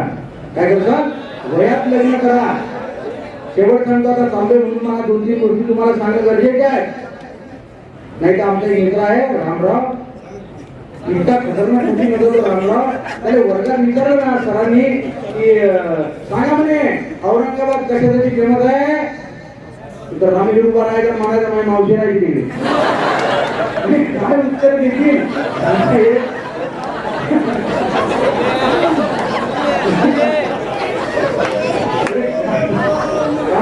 उत्तर देतील आता होते काही प्रश्न काय तो लग्नाला राहिला त्यावेळेस लग्नाला वय होतं त्यावेळेस त्याला मला लग्न करून घे नाही मला अशीच पाहिजे मला तशीच पाहिजे देखील पाहिजे शिक्षण पाहिजे सगळं पाहिजे असं करत तर वय वर्ष झालं 30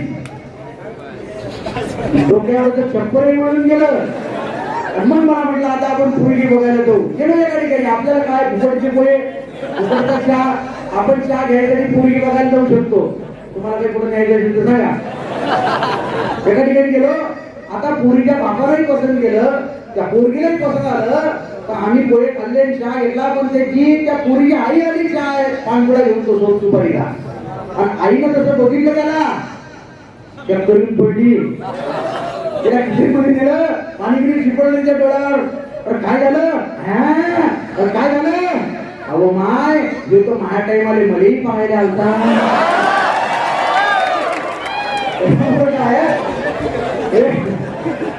सगळ्यांचे लग्न त्याच्यामुळे थांबतात असं नाही काही जणांचे नाही प्रॉब्लेम असतात एक महामित्र होता गणेश आता त्याचा विचार होता की त्याच्या झिलेचा घराचा त्याचा टोक त्याला नव्हतं त्याचा तोत्र बोलायचं होतं त्याला विचारणार तुझं नाव काय तुम्हाला गणेश शांताराम ताले आता त्या पोरगी बघायला गेलो आम्ही आता पोरपोरी या बाबाने विचारलं काय नाव कोणाचं म्हटलं थांबा बोलू नको रे गणेश शांताराम काळे नाव आहे बरोबर आमच्या मुलीला पसंत आहे पोरगा दिसायला चांगला आहे सगळं आहे मग फळाला विचारलं चहा पाणी झाला पोरगा काही शिकलेला आहे का नाही मी बोलायच्या आधी ते म्हटलं मी टीएस चालू आहे टीएस रिजेक्ट कॅन्सल झालं आता या लॉकडाऊनच्या काळात मला परत त्याचा फोन आला राऊसाहेब एखादी पोरगी आपल्याकडे बघणार यार म्हटलं तुला का थांबल्या काही बडबड करतो तिकडे कोतरा बोलतो काय आता कोण सिलेक्ट करणार आहे तुला अहो म्हणे एक शब्द बोलत नाही म्हणजे आता मला शेवटचं नाही म्हटलं आता शेवटचं स्थळ नाही लय प्रयत्न आणलं म्हटलं कधी बोलल्याचं नाही नाही करून हाणत हाणत घरी आणि मी एक शब्द बोलत नाही गेलो बा बसतो सोप्यावर वय आले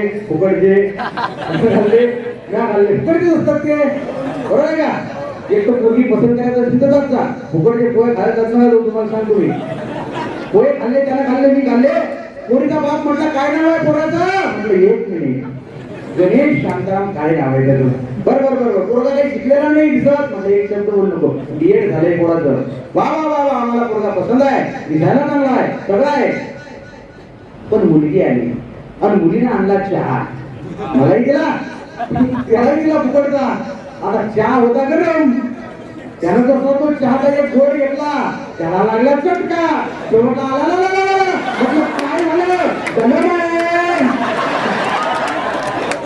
अरे काय नका म्हटलं मोबाईलला आता तुझं लग्न होणार नाही आता तू तसाच राहिला आता तुला देवाला सोडणार असं म्हणतो का काय तेवढ्यात त्या नवऱ्या मुलीने काय केलं आता पदर डोक्यावरचा घेतला आणि म्हटलं असू दे दलम तर दलम फुटून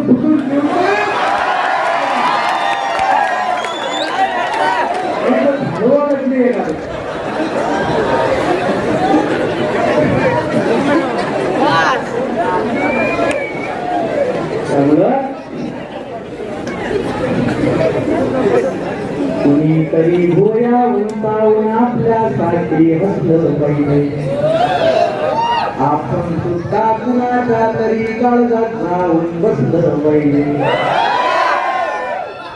माझ्याकडे तुम्ही सजेशन घ्या काळ्या चार डोळ्यामधलं हसलं चांगला पाहायला उशीर होईल अशाच ठिकाणी जावं थोडं फिरायला खांद्यावरती डोकं ठेवून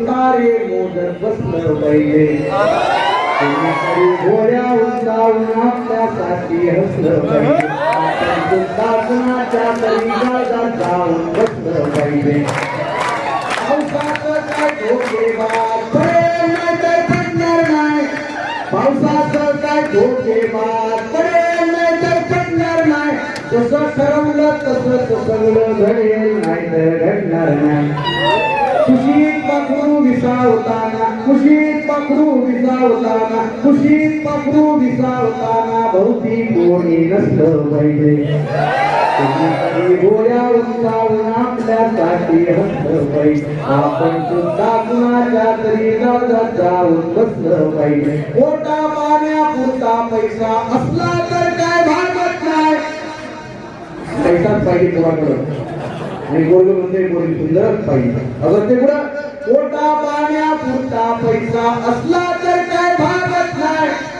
चेहरा सुंदर मनही सुंदर सगळा मेळ लागत नाही पोटा पाण्यापुरता पैसा असला तर काय भागत नाही चेहरा सुंदर मनही सुंदर सगळा मेळ लागत नाही आपलं माणूस आपल्याला बस आपलं माणूस आपल्याला बस आपलं माणूस आपल्याला बस जगात सुंदर दिसलं पाहिजे आपल्यासाठी हसलं पाहिजे आपण सुद्धा कुणाच्या तरी काळजात जाऊन बसलं पाहिजे हिरवळ नसली झाडाला तर महिना तरी येते का ती मला सोडून गेली आपल्याकडं भेटायला होतं काय त्यामुळं माझा सल्ला बघा मी मार्गदर्शक पुस्तकात गेलेलो आहे पोटा पाण्या हिरवळ नसली झाडाला तर महिना तरी येते का सुरक्षेच्या हमीशिवाय हातात हात देते असले दिवस नाही घरी लोक शांततेने विचार करायला होत आहे माझ्या कविता मला कधी फोन करतात बोलत आहे रात्री 12-12:30 काही नाही होत नाही 1:30 वाजता मला फोन करतात पण सर काय करता 1:30 वाजता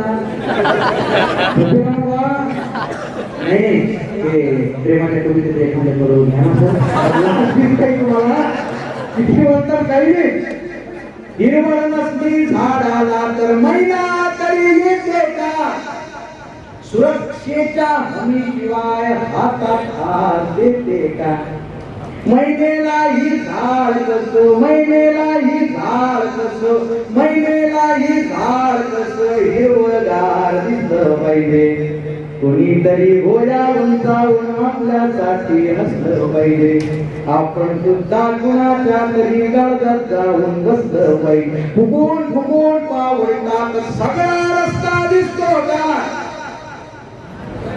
समाज नाही म्हणतो बाप नाही म्हणतो कोणच नाही म्हणतो धर्म नाही म्हणतो याच जातीचे आहे कोणी त्या जातीचे आहे ह्या जातीचा आहे जात धर्म प्रेमाने आडतात का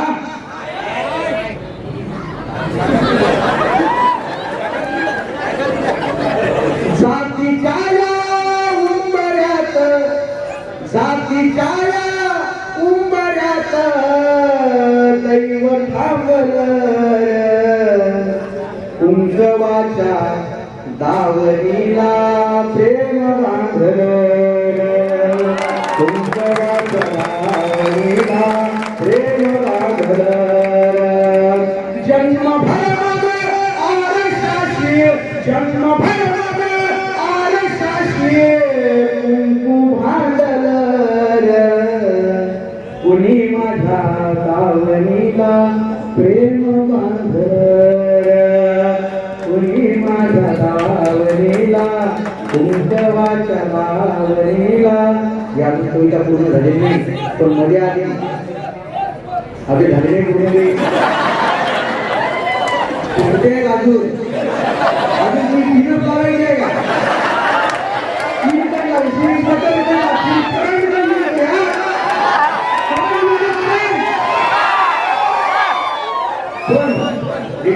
आधी व्हायरल होणार आहे ते फक्त प्रसंगानुसार आलेली की या जगामध्ये प्रेमाच्या मध्ये अडचणी आहेत फक्त आपल्या घरच्यांना तुम्ही काय करा विश्वासात घ्या आणि प्रेमाचे निर्णय प्रेम विवाह सगळ्यात श्रेष्ठ विवाह आहे मी तुम्हाला सांगतो या जगामध्ये जात नावाची गोष्ट अस्तित्वात आहे का नाही धर्म नावाची गोष्ट अस्तित्वात आहे का नाही मरेपर्यंत माझे लक्ष ठेवा किती हजार पुस्तकं वाचता तुम्ही सगळे पुस्तकं चालल्यानंतर मिक्सर मध्ये टाका त्याचं ज्यूस काढा ज्यूस पिऊन घ्या तरी सुद्धा तुम्हाला शेवटी एकच सापडेल की जगामध्ये धर्म आणि जात गोष्टी देवाकडनं ईश्वराकडनं निसर्गाने आली नाही माणुसकी नावाची एकच जात जगामध्ये आलेली आहे त्यामुळं फुगून फुगून पाऊल टाकत सगळा रस्ता दिसतो का मी तुला बरोबर फुगून फुगून पाऊल टाकत सगळा रस्ता दिसतो का संकट म्हणजे आयुष्याचा दुसरा अर्थ नसतो का प्रेमासाठी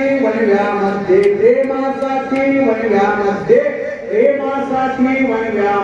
चर्चे सोसत घुसलं पाहिजे कुणीतरी भोया उंचावून आपल्यासाठी हसलं पाहिजे आपण सुद्धा कुणाच्या तरी काळजात जाऊन बसलं पाहिजे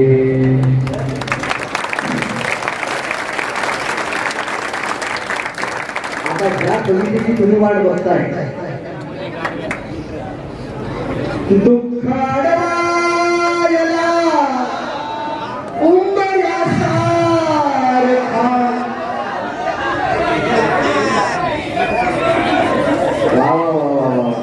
आपल्या भाषणाला लोक बघा ओढून आणले इकडे बाहेरचे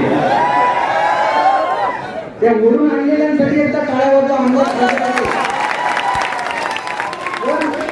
आमदार खासदार जरी असले तरी ते लेट का होईना चांगल्या मार्गावर आले चांगल्या मार्गावर येणाऱ्यांचं आपण स्वागत केलं पाहिजे त्याच्यामुळं आता समारोप आलाय आपला म्हणजे कार्यक्रम कसा झाला किती काळा वाजला यापेक्षा सुद्धा सांगा हे काही गरजेचं असते बरं नाही तर आम्ही कमी लोक थांबत नाही एका ठिकाणी साहेब आम्ही घराकडे कविता सादर करत होतो हजार लोक काय केले 3 तास टाईप केलेला होता आम्हाला 3.5 तास झाले 50% लोक राहिले परत 1 तास आमचं संमेलन चालू 100 लोक राहिले तरी एका कविता चालू 4च लोक राहिले मग हे कविता सगळेजण म्हणजे का हो हे 4 लोक गर्दी दिसतात हल्ले नाही तुम्ही 5 तास झाले तरी कविता पुढे तुमचं चालू द्या 4ही कानाला वैद्य आहे एखादी ऐकून द्या म्हणून तिथे थांबले तुम्ही चालू द्या तरी या कविता चालू मग शेवटी गावातले लोक काट्या घेऊन आले नाही ना तर काट्या घेऊन आले 100 मीटर आले तरी या कविता चालू 10 मीटर आले 2 मीटर आले एका फुटाला तरी या कविता चालू त्याला एक पैलवान होता अधिकारीने घेतले कणकण आदळली त्या कवितेला बरोबर करतो ती कवी म्हटला आता झालं म्हणे आता संपला म्हणे आता कार्यक्रम संपला आता नाही म्हणत कविता ते पैलवान म्हटला हा तुझं चालू आहे म्हणा आता पहिल्यांदा इथं तुला कोणी बोलावलं त्याला बघतो आणि मग तुला बघतो मला बोलावणार ठीक आहे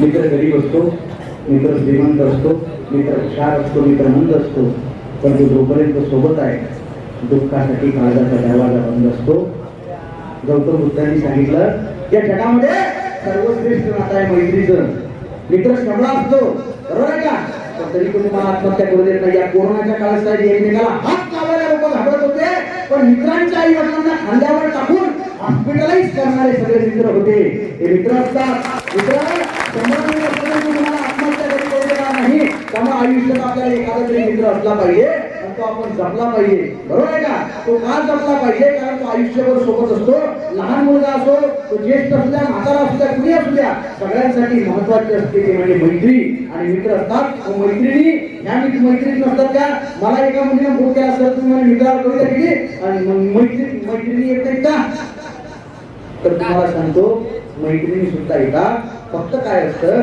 की ज्यावेळेस मित्र असतात त्यावेळेस त्यांच्यामध्ये कुठली बंधनं नसतात परंतु आता मी चाललोय त्यामुळे तुम्हाला एक गोष्ट सांगून जातो की ज्यावेळेस एखादा मुलगा मुलगी यांच्यामध्ये ज्यावेळेस मैत्री असते त्यावेळेस तुम्हाला काही गोष्टींचं बंधन ठेवणं गरजेचं आहे एक नीतिमत्ता तिथं असणं गरजेचं आहे आधी ठरवणं गरजेचं आहे की हे प्रेम आहे काही मैत्री आहे आज 90% पुरापुरींना माहितच नाही की नेमकं आपल्यात नातं कोणतं आहे खरं बोलतो का नाही आपण खोटं बोलत नाही मग आधी ठरवून घ्यायचे काय आहे बरोबर आहे का मार्गदर्शक तुमच्या समोर आहे प्रेम की मैत्री संभ्रमाचा झुला 7-7 वर्षाच्या लोकांनी मला फोन केला साहेब मला म्हटलंय की या कवितेतून आम्हाला खरं मैत्री कळली म्हणे की आमच्या सुद्धा मैत्रिणी कोणाच्या मैत्रिणी नसतात 60 वर्षाच्या मैत्रिणी असू शकत नाही का असू शकते प्रेम की मैत्री संभ्रमाचा झुला याच वेळी ठरव काय देऊ तुला याच वेळी ठरव काय देऊ तुला या इथे ठरवूया हत्ता आपापली. ठरवणं गरजेचं आहे. या इथे ठरवूया हत्ता आपापली. गंध दोन्हीकडे पन्निराळा फुला. याच वेळी ठरव काय देऊ तुला. या प्रवाहासही. जेवलाय का, जेवली का, कसा आहे, कशी आहे. मी काही जेवणार नाही. तू जेवून ये, मी जेवणार नाही. तू जेवल्याशिवाय मी स्वतःला हातही लावणार नाही. चार स्वतःच्या जीवन बसून असतील पण ही सगळी काळजी मजबूती आहे, प्रेमामध्ये आहे. बरोबर आहे का.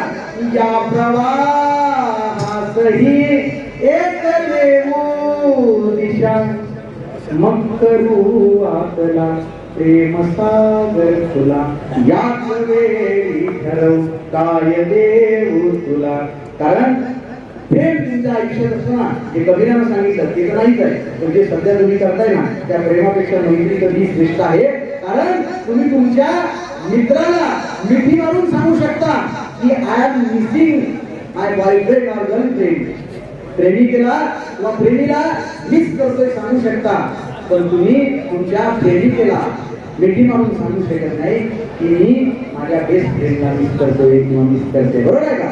म्हणजे there is more loyalty in friendship than loveship. मैत्रीमध्ये जास्त लॉयल्टी असते.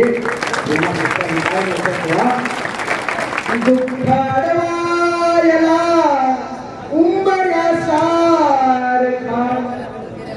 मित्र बनव्यामध्ये गारव्यासारखा. मित्र बनव्यामध्ये गारव्यासारखा. वाट चुकणार नाही जीवनभर तुझी. वाट चुकणार नाही जीवनभर तुझी. एक तू मित्र कर, एक तू मित्र कर. आरशासारखा मित्र बनल्यामध्ये गारव्यासारखा. तुझी मैत्री आहे ना, ही मैत्री प्रत्येकात असणं गरजेचं आहे. बरं का. आणि मित्र एकमेकाला कशाला मदत करतात, पुढे जायला मदत करतात. आयुष्यात कितीही समस्या आल्या, अडचणी आल्या. आज तुम्ही तरुण आहात, तडफदार आहात, तुमचं कॉलेज आता संपणार आहे, तुम्ही या जगाच्या चक्रव्यूहामध्ये अडकणार आहात. या चक्रव्यूहामध्ये अडकत असताना काही गोष्टी लक्षात ठेवा. तुमच्या घरच्यांना जोपर्यंत तुम्ही कमावून देऊ शकत नाही, आज आपण म्हणतो ना पैसा काही सर्वश्रेष्ठ नसतो, पैसा काही सर्वश्रेष्ठ नसतो, पण पैसा सर्वश्रेष्ठ नसला तरी सुद्धा पैशाशिवाय बऱ्याचशा गोष्टी अपूर्ण आहेत. पैशाने माणूस बदलते असं आपण म्हणतो, बदलत नाही. जर एखादा चांगला माणूस असेल तर पैसा आल्यानंतर तो चांगला होतो, वाईट असेल तर पैसा आल्यानंतर तो जास्त वाईट होतो. जरी पैसा सगळं काही नसला, मी एका 500च्या नोटीकडे बघितलं आणि हसलो आणि त्या 500च्या नोटीला मी म्हटलं you are just a piece of paper. तू फक्त एक कागदाचा तुकडा आहे. ती 500ची नोट सुद्धा माझ्याकडे बघून हसली आणि तिने मला सांगितलं yes my friend I know I am just a piece of paper. मी फक्त एक कागदाचा तुकडा आहे. But I haven't seen dustbin yet in my life. माझ्या आयुष्यभरात मी कचरा कोणी कधी बघितली नाही. पैसा हा सर्वश्रेष्ठ नसला तरी सुद्धा पैशाशिवाय काही तुम्हाला कुठलेही लोक सांगतील पैसा कमवू नका. पैसा कमावलाच पाहिजे. घरच्यांना आपण सगळ्या सुखसुविधा दिल्याच पाहिजे. तुम्हाला जर समाजसेवा करायची आहे, 4 मित्रांना मदत करायची आहे, आज तुम्ही बघितलं तर जॉब लोकांना नाही. तुम्ही व्यवसाय करा, तुम्ही तुमच्या कला क्षेत्रात जा, नाही तर नोकऱ्या करा. फक्त सुशिक्षित बेरोजगार म्हणून समाजात वावरू नका. नाही तर टेम्पोच्या टेम्पो भरून इंजिनियर लोकांचे आहेत. टेम्पोच्या टेम्पो भरणार म्हणजे पुण्या मुंबईला तुम्ही हा दगड फेकून मारला तर तो एका इंजिनियर लागत नाही. एका इंजिनियरच्या डोक्यावरून पाहून सोडून दुसऱ्या डॉक्टरला लागते. इतकी इंजिनियर डॉक्टर झालेले आहेत, इतकी दरिद्र परिस्थिती झालेली आहे. सुशिक्षित बेरोजगाराची 2 सुशिक्षित बेरोजगार इंटरव्ह्यू जातात. काय परिस्थिती आहे तुम्हाला सांगतो. त्याला एक सुशिक्षित बेरोजगार साहेब अंतर जाते आणि त्याला तो इंटरव्ह्यू घेणारा काय म्हणतो, बाबू तुला म्हणे 2 प्रश्न विचारतो. किती? 2. उत्तर दिली तर तुला सिलेक्ट करतो. आम्हाला विचारा म्हणे तू ट्रेन मध्ये बसलेला आहेस, उन्हाळ्याचे दिवस आहेत, खिडकीवर बसलेला आहेस, आता तुला म्हणे उकळायला लागलं, गरम व्हायला लागलं, पहिलं काम तू काय करशील? आम्ही साहेब ती खिडकी उघडीन. वा वा वा वा वा वा. उत्तर बरोबर दिलं म्हणे. आता म्हणे दुसरा प्रश्न, जे तो खिडकी उघडली ना, काळजी बघायला ना, जी खिडकी पूर्ण तो उघडली, त्या खिडकीचा वारा येऊन राहिला म्हणे. वारा, त्या वाऱ्याचा वेग आहे म्हटलं 3 मीटर पर सेकंद. ज्या गाडीतून चालला त्या गाडीचा वेग आहे म्हटलं 120 किलोमीटर पर आवर. त्या डब्यात तू बसला बसायचं म्हटलं त्या डब्याचा घनफळ आहे 15 मीटर क्यूब. त्या डब्यात तू बसलाय त्याचं क्षेत्रफळ आहे म्हटलं 10 मीटर स्क्वेअर. पण सांग म्हणे आता त्या डब्याचं तापमान 25 डिग्री व्हायला किती वेळ लागेल? आम्ही डोक्यात पडलं ते का लहानपणी काही प्रश्न विचारता मोठ्यामध्ये प्रश्न विचारता का?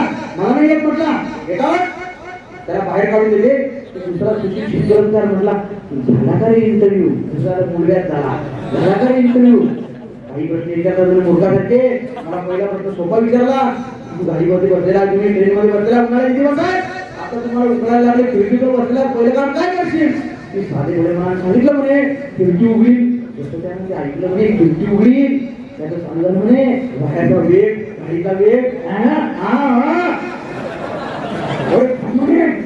मी बघतो म्हणे आता मला जॉबची गरज आहे, मी आता तयारी करत जातो. सुशिक्षित गोलंदाज अंदर जाते इंटरव्ह्यू घेणार म्हणजे बाबू तयारी करून आला का? लय तयारी करून आला म्हणे. आता 2 प्रश्न विचारतो म्हणे, किती विचारा म्हणे. नाही म्हणे पण पहिला प्रश्न हा म्हणे माझा की उन्हाळ्याचे दिवस आहेत, तू ट्रेन मध्ये बसलाय, तुला उकळायला लागलं, तू खिडकीतून बसलाय म्हणे, आता तुला उकळायला लागलं, तू पहिलं काम काय करशील? म्हटलं साहेब मी शर्ट काढीन. अरे तसं नाही म्हटलं तुला अजून उकळायला लागलं तू काय करशील? काय म्हटलं मी बनी नाही काढीन. तसं नाही म्हटलं तुला अजून उकळायला लागलं तू काय करशील? साहेब म्हटलं मी पॅन्ट मधला रुमाल काढीन स्वतःला हवा घालीन. ते झालं म्हणलं तसं नाही म्हणे तुला अजून उकळायला लागलं तू काय करशील? साहेब म्हटलं मी पॅन्टही काढीन. अरे म्हणजे लोक पाहणार नाही का, तुला हसणार नाहीत का? म्हणजे साहेब मी हा सुशिक्षित गोलंदाज मला एक जॉबची गरज, अख्खा भोवळा धरत तर मी खिडकी उघडणार नाही.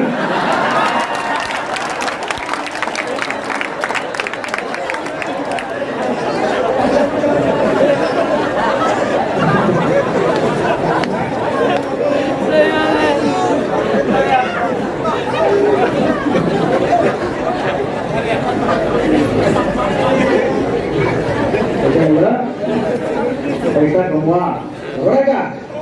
आणि पैसा किंवा कुठलंही यश संपादन करण्यासाठी सगळ्यात महत्वाची गोष्ट म्हणजे तुमच्या आतमध्ये असलेला कॉन्फिडन्स. हा कॉन्फिडन्स तुम्हाला लोक सांगतील इन्क्रीज करा. कसा करा हे कोणी सांगणार नाही. कॉन्फिडन्स वाढतो कसा फक्त शेवटचं सांगतो एक मुद्दा. बिल गेटला विचारलं होतं what is the secret of your success? तुम्ही जगातले श्रीमंत व्यक्ती झालेला आहात, तुमच्या यशाचं काय गुण रहस्य आहे? त्यावेळेस बिल गेटने एकदा भूतकाळ बघितला, शांततेत त्या माणसाने फक्त एकच गोष्ट सांगितली, the confidence which I have that is the secret of my success. तुम्हाला ओव्हर कॉन्फिडन्स किंवा अहंकार वाटू शकतो, परंतु आजही माझ्याकडे सगळी प्रॉपर्टी तुम्ही काढून घ्या, मला 10 बाय 10 ची खोली आणि माझा एक कम्प्युटर द्या, मराठीच्या आधी मी परत एवढी प्रॉपर्टी निर्माण करू शकतो. इतका आत्मविश्वास मला आजही आहे. आत्मविश्वास माझा याच्याकडून आहे. आत्मविश्वास तुम्हाला निर्माण कसा होतो? तुमचं जे जगणं आहे ना मित्र, ते जगणं तुम्ही कुणाला फसवलं, कुणाचं मन दुखवलं, काय करता हे जर तुम्हाला कोणी बघणार नसलं, रस्त्याने चालत असताना तुम्हाला जर काटे रस्त्यात पडलेले दिसले ते तुम्ही उचलले, बाजूला फेकले, तुम्हाला बघायला कुणी नाही, पुरस्कार द्यायला कुणी नाही, तुम्हाला असं वाटेल आता आपण काटे उचलले, आपले प्रयत्न फेल गेले, पण ते फेल जात नसतात. तुम्हाला कुणीच बघितलं नाही असं तुम्हाला वाटतं, पण तुमच्या काटे उचलण्याच्या क्रियेला तुमच्या मनानं तुम्ही स्वतः बघितलेलं असते. म्हणजे काय, तर तुमच्या स्वतःच्या नजरेत तुम्ही एक पाऊल पुढे सरकलेले असता. अशाच पायऱ्या चढत चढत तुमच्यामध्ये आत्मविश्वास येत असतो. आत्मविश्वास कुठल्या दुकानात किंवा बाजारात कुठल्या विकत भेटत नाही. आत्मविश्वास हा कमवावा लागतो. माणूस अख्ख्या जगाच्या नजरेत पडला तरी चालते, पण तो ज्या दिवशी स्वतःच्या नजरेत पडतो ना त्या दिवशी तो कधीच उठू शकत नाही. म्हणून काही जरी झालं, किती समाज विरोधात केला तरी सुद्धा स्वतःच्या नजरेत स्वतःबद्दल आत्मविश्वास आणि आदर तयार झाला पाहिजे. असं काहीतरी करा. फक्त फसवून कोणाला हसण्यापेक्षा इमानदारीनं राहिलेलं बरं. फसवून कोणाला हसण्यापेक्षा इमानदारीनं राहिलेलं बरं. दुःख माझ्या मरणाचं, हजारो म्हणून अश्रू माझ्या शवावर पडलेलं बरं. मानसिक जर नसतील अश्रू ढाळायला तर प्रेम माझं सडलेलं बरं. जगत असताना आपल्या सरणावर कोणतं घडेल आपल्याला पाहिजे. शेवटी भक्तीचा शेवट मैत्रीचा विजोच्या प्रेमा हॅलो हा आला का? ते इकडे तुम्ही काय मी बरोबर करतो ऍडजस्ट, मी करतो इकडे ऍडजस्ट बरोबर काय. पण माहिती सिस्टीम खूप सुंदर आहे, त्याबद्दल मला फार बरं वाटतंय. दुःख अडवायला उंबऱ्या सारखा मित्र बनव्यामध्ये गारव्यासारखा आत्महत्याच करणार नाही कुणी आत्महत्याच करणार नाही कुणी मित्र असला जवळ जर मनासारखा मित्र वनव्यामध्ये गारव्यासारखा मित्र वनव्यामध्ये गारव्यासारखा चालताना मध्ये रात आली कधी कोणाच्या आयुष्यात रात्र घडली नाही हो प्रत्येकाच्या आयुष्यात संकट दुःख येतात फक्त त्यासाठी मार्ग सकाळ क्रमण करत असताना मागे एखादा मित्र पाहिजे मला एक मध्ये मेसेज आला तो पुराणी फार व्हायरल केला की घर में आग लग गई घर में आग लग गई सब रिश्तेदार आए चाहने वाले आए चर्चा करके चले गए पूछताछ करके चले गए बस एक दोस्त आया जिसने पूछा अभी क्या क्या बचा है अभी क्या क्या बचा है मैंने कहा अभी सब कुछ चल गया बस मैं बचा हूँ बाकी बचा ही क्या है उसने गले लगा कर कहा अभी पगले की चला ही क्या है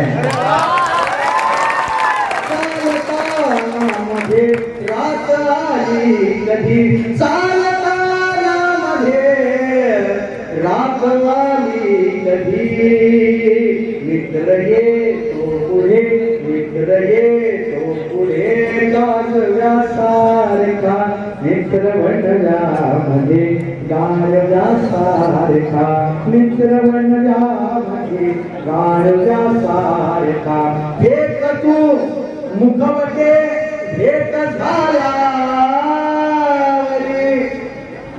मित्र इंजिनियर असतो डॉक्टर असतो वकील असतो गरीब श्रीमंत शेतकरी कोणी असते नेता उद्या पण तो मित्रापुढे आल्यानंतर फक्त मित्र असतो तो मित्रच असला पाहिजे एक तू मुखवटे भेट झाल्यावरी एक तू मुखवटे भेट झाल्यावरी भेट रे दोस्ता भेट रे दोस्ता दोस्ता सारखा मित्र वनव्यामध्ये गारव्यासारखा दृष्ट लागू नये वेदनेची पुन्हा दृष्ट लागू नये वेदनेची मना मित्र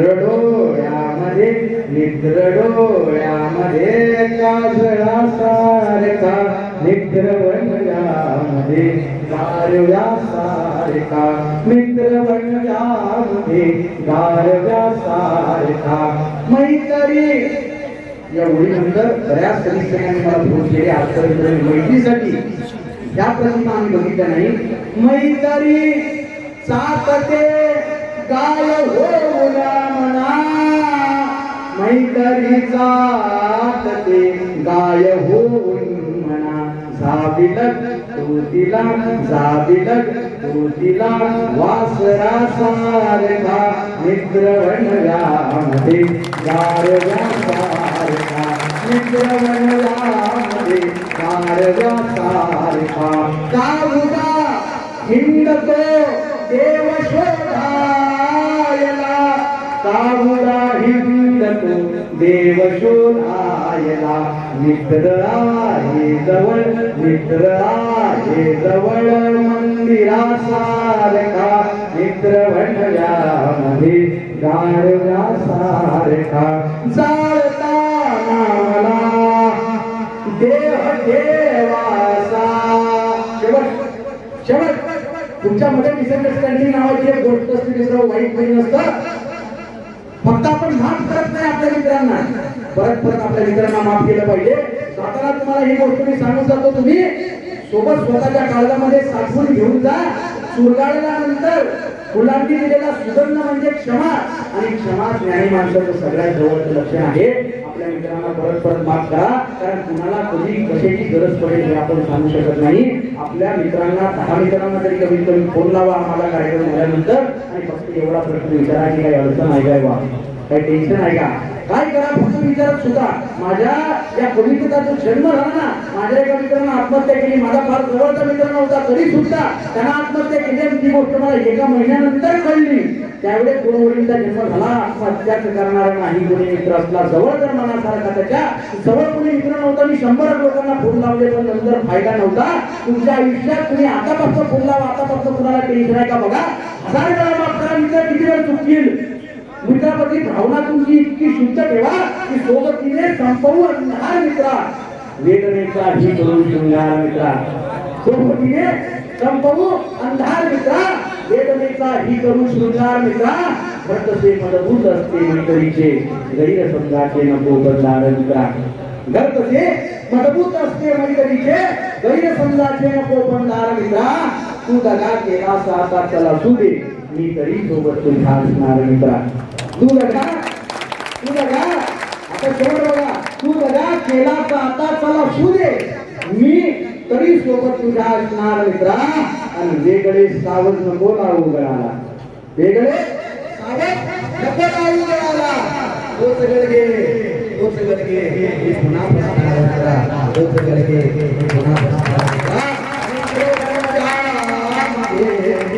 आणि कविता लिहिल्यानंतर 84 वर्षाच्या आजोबांचा काय सांगतो 84 वर्षाच्या आजोबांनी मला सांगितलं आजपर्यंत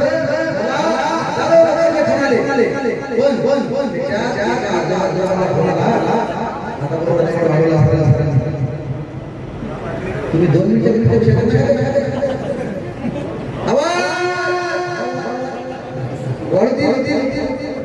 मला तरुणांचे काही वाटलं नाही ज्येष्ठांचे काही वाटलं नाही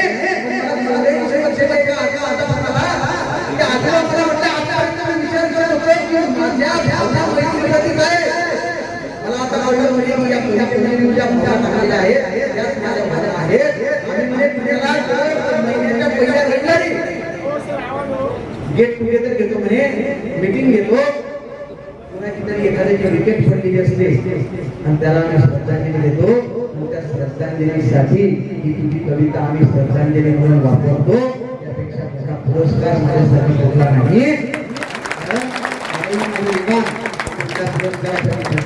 आजही माझ्या लिखाण पुरस्कारासाठी नाही पुरस्काराच्या खाली कविता जमली नाही ही स्वार्थासाठी लिहिली नाही पुरस्काराच्या खाली कविता जमली नाही एक ओळही स्वार्थासाठी लिहिली नाही तिचे समीक्षक माती म्हणते कष्टकरी ही कविता माझी विचारकीवर जमली नाही माझी कविता तुमच्या प्रेमावर जिवंत आहे फक्त शेवट माझी काय इच्छा आहे शेवटच्या गडव्यामध्ये बघा सारता मला देह दक्षिणेकडे पाय करा उत्तरेकडे पाय करा मला जरा लक्षात ठेवा लक्षात ठेवा या जगामध्ये ज्ञान कुणाकडेच नाही प्रत्येक जण अज्ञानी आहे त्यामुळे वर्तमान तुमच्याकडे आहे फक्त हा वर्तमान तुम्ही आनंदाने जगा त्याच्यामध्ये तुमच्या शरीराकडनं मेंदूकडनं जेवढं होतं तेवढं हायेस्ट गोष्ट या समाजाला देण्याचं काम करा त्याचा शेवट चालता मला देह चालता मला देह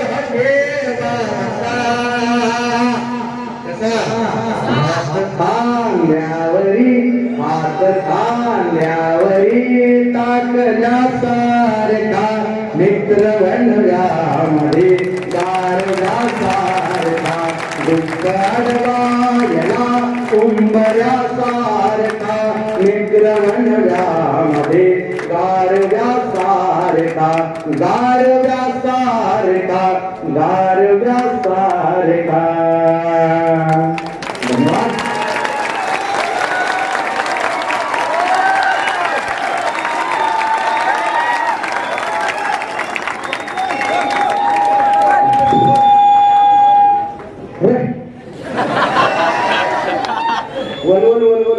ऐकतं एवढं जर तुला कळत नाही झालं शांत झालं फक्त एवढ्या मोठ्या संख्येने तुम्ही मला ऐकलं त्याबद्दल मनपूर्वक तुमचे धन्यवाद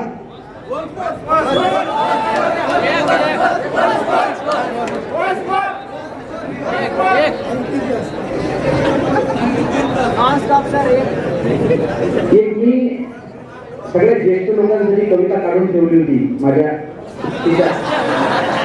कविता मैत्रीची कविता न घेणार ती काय करतो छोटीशीच कविता आहे पण आपण आता तरुण ज्येष्ठ झाल्यानंतर माणूस ज्यावेळेस म्हातारा होतो काका आवाज बघा बरं येतो का हॅलो येतो का कारण स्वतःसाठी सगळे जगतात दुसऱ्यासाठी जगतो तो माणूस प्रकाशाला जाताना प्रत्येक जण सोबत असतो अंधारातही साथ देतो तो माणूस. एक छोटीशी कविता जी सगळ्या ज्येष्ठांसाठी आहे. खरं तरी कॉलेजला सहसा ती घेत नाही, पण जिथे जिथे वैचारिक लोक आहेत तिथे मी कविता घेतो की माणसाचं उतार वय कसं असलं पाहिजे. तर सगळ्या शिक्षक लोकांसाठी आहे. आता कॉलेजच्या पोरांनी जो रिस्पॉन्स मला द्यायचा तो झाला देऊन, आता ते तर देतीलच, पण तुमच्या काळजापर्यंत पोहोचते का बघा की माणसानं उतार वयात कसं असलं पाहिजे. म्हणजे उतार वयात जर्जर झालेलं शरीर कमरेतून वागतं तेव्हा आपल्याला असं वाटतं की ज्येष्ठांना काय कळतं काय कळत नाही. बरोबर आहे का. उतार वयात जर्जर झालेलं शरीर कमरेतून वागतं तेव्हा आयुष्य चेहऱ्यावर सुरकुत्यांचं सुंदर नक्षीकाम करतं. डोक्यावर केसांचं पांढरशुभ्र आभार निर्माण करतं आणि या बदलणाऱ्या ऋतूंची दृष्ट लागू नये म्हणून काळवंडलेल्या डोळ्यात मोतीबिंदूचा एखादा टीक लावतं. तेव्हा अस्पष्ट झालेल्या नजरेला स्पष्ट दिसत असतं सगळं. त्यामुळं आपली नजर त्यावेळेस अस्पष्ट होत जाते. त्यावेळेस आपली दृष्टी क्लिअर होत गेली पाहिजे. आपल्या तरुणांना आपण मार्गदर्शन केलं पाहिजे. उतार वयात माणसाने कसं जगलं पाहिजे. अंधाराच्या छाताडावर कविता नंतर आपला समारोप होणार आहे.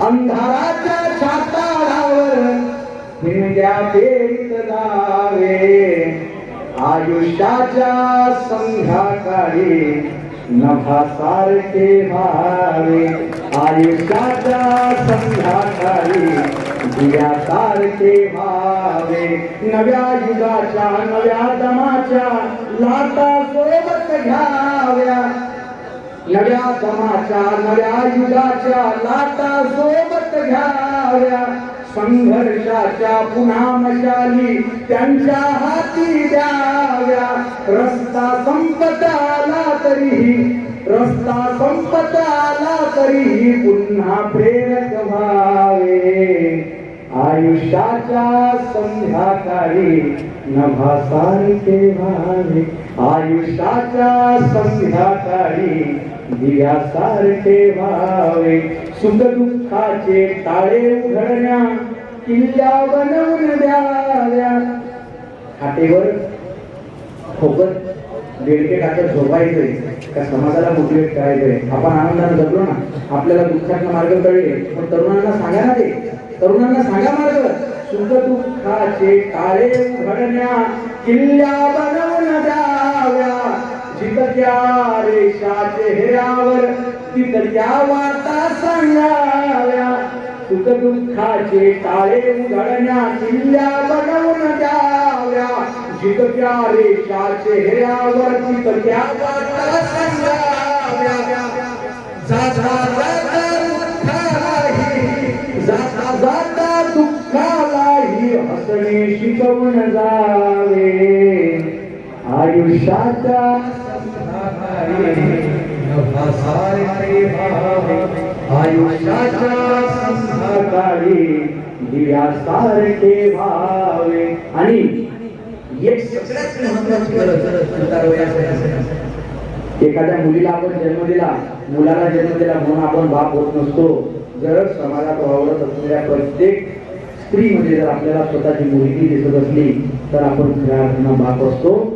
डोळ्यातील वासना जळावी, ममता जन्मायावी, डोळ्यातील वासना जळावी, ममता जन्मायावी, ही सृष्टी लेख दिसावी, दृष्टी तरी निर्मळ व्हावी, डोळ्यातील वासना जळावी, जळावी पळावी, डोळ्यातील वासना जळावी, ममता जन्मायावी, सृष्टी लेख दिसावी, दृष्टी तरी निर्मळ व्हावी, उतार वय येताना बापाचे काळीज गमवावे, आयुष्याच्या संध्याकाळी नभासारखे व्हावे. आणि शेवट, देहाचे लाकूड सुचताना काळीज हिरवेरावे. सगळ्यांचं लाकूड सुकणार आहे, जगण्यासाठी कोणी आलं नाही. आपल्या आधी 150 वर्ष आधी जे लोक होते ना, ती आज नाही. आपल्यानंतर 150 वर्षानंतर आपल्यातला कोणी जिवंत राहणार नाही. म्हणून राग, लोभ, क्रोध, माया, मत्सर या सगळ्यांपासून दूर राहा. कोणाचा हेवा दावा करू नका. आपल्याला कोणी जिवंत असणार नाही. कल्पना करा 500 वर्षानंतर समजा आपले नातू बंधू फोटो दाखवतील, या हॉलचा समजा फोटो काढला आणि आपल्या 500 वर्षानंतर त्या पिढ्या जर समजा फोटो दाखवत असतील, त्या दाखवतील की या फोटोमध्ये बघा इथं 60 लोक बसलेले होते, स्टेजवर काही लोक बसले होते, इकडे दोघे बसले होते, एका माणसाच्या गात छाती होती, इकडे एक जण माणूस बसला होता, ते ऑपरेट करत होते, एक व्यासपीठावर बोलत होता. कधी 500 वर्षानंतर दाखवतील. आपण सगळे छिद्र झालेले असू, शिल्लक काही राहत नाही. देहाचे लाकूड सुचताना काळीज हिरवेरावे, इतक्यासाठी हृदयामध्ये एक बाळ जगवावे. देहाचे लाकूड सुचताना काळीज हिरवेरावे, इतक्यासाठी हृदयामध्ये एक बाळ जगवावे. माती होताना शरीराची, माती होताना शरीराची मातीतून उगवावे.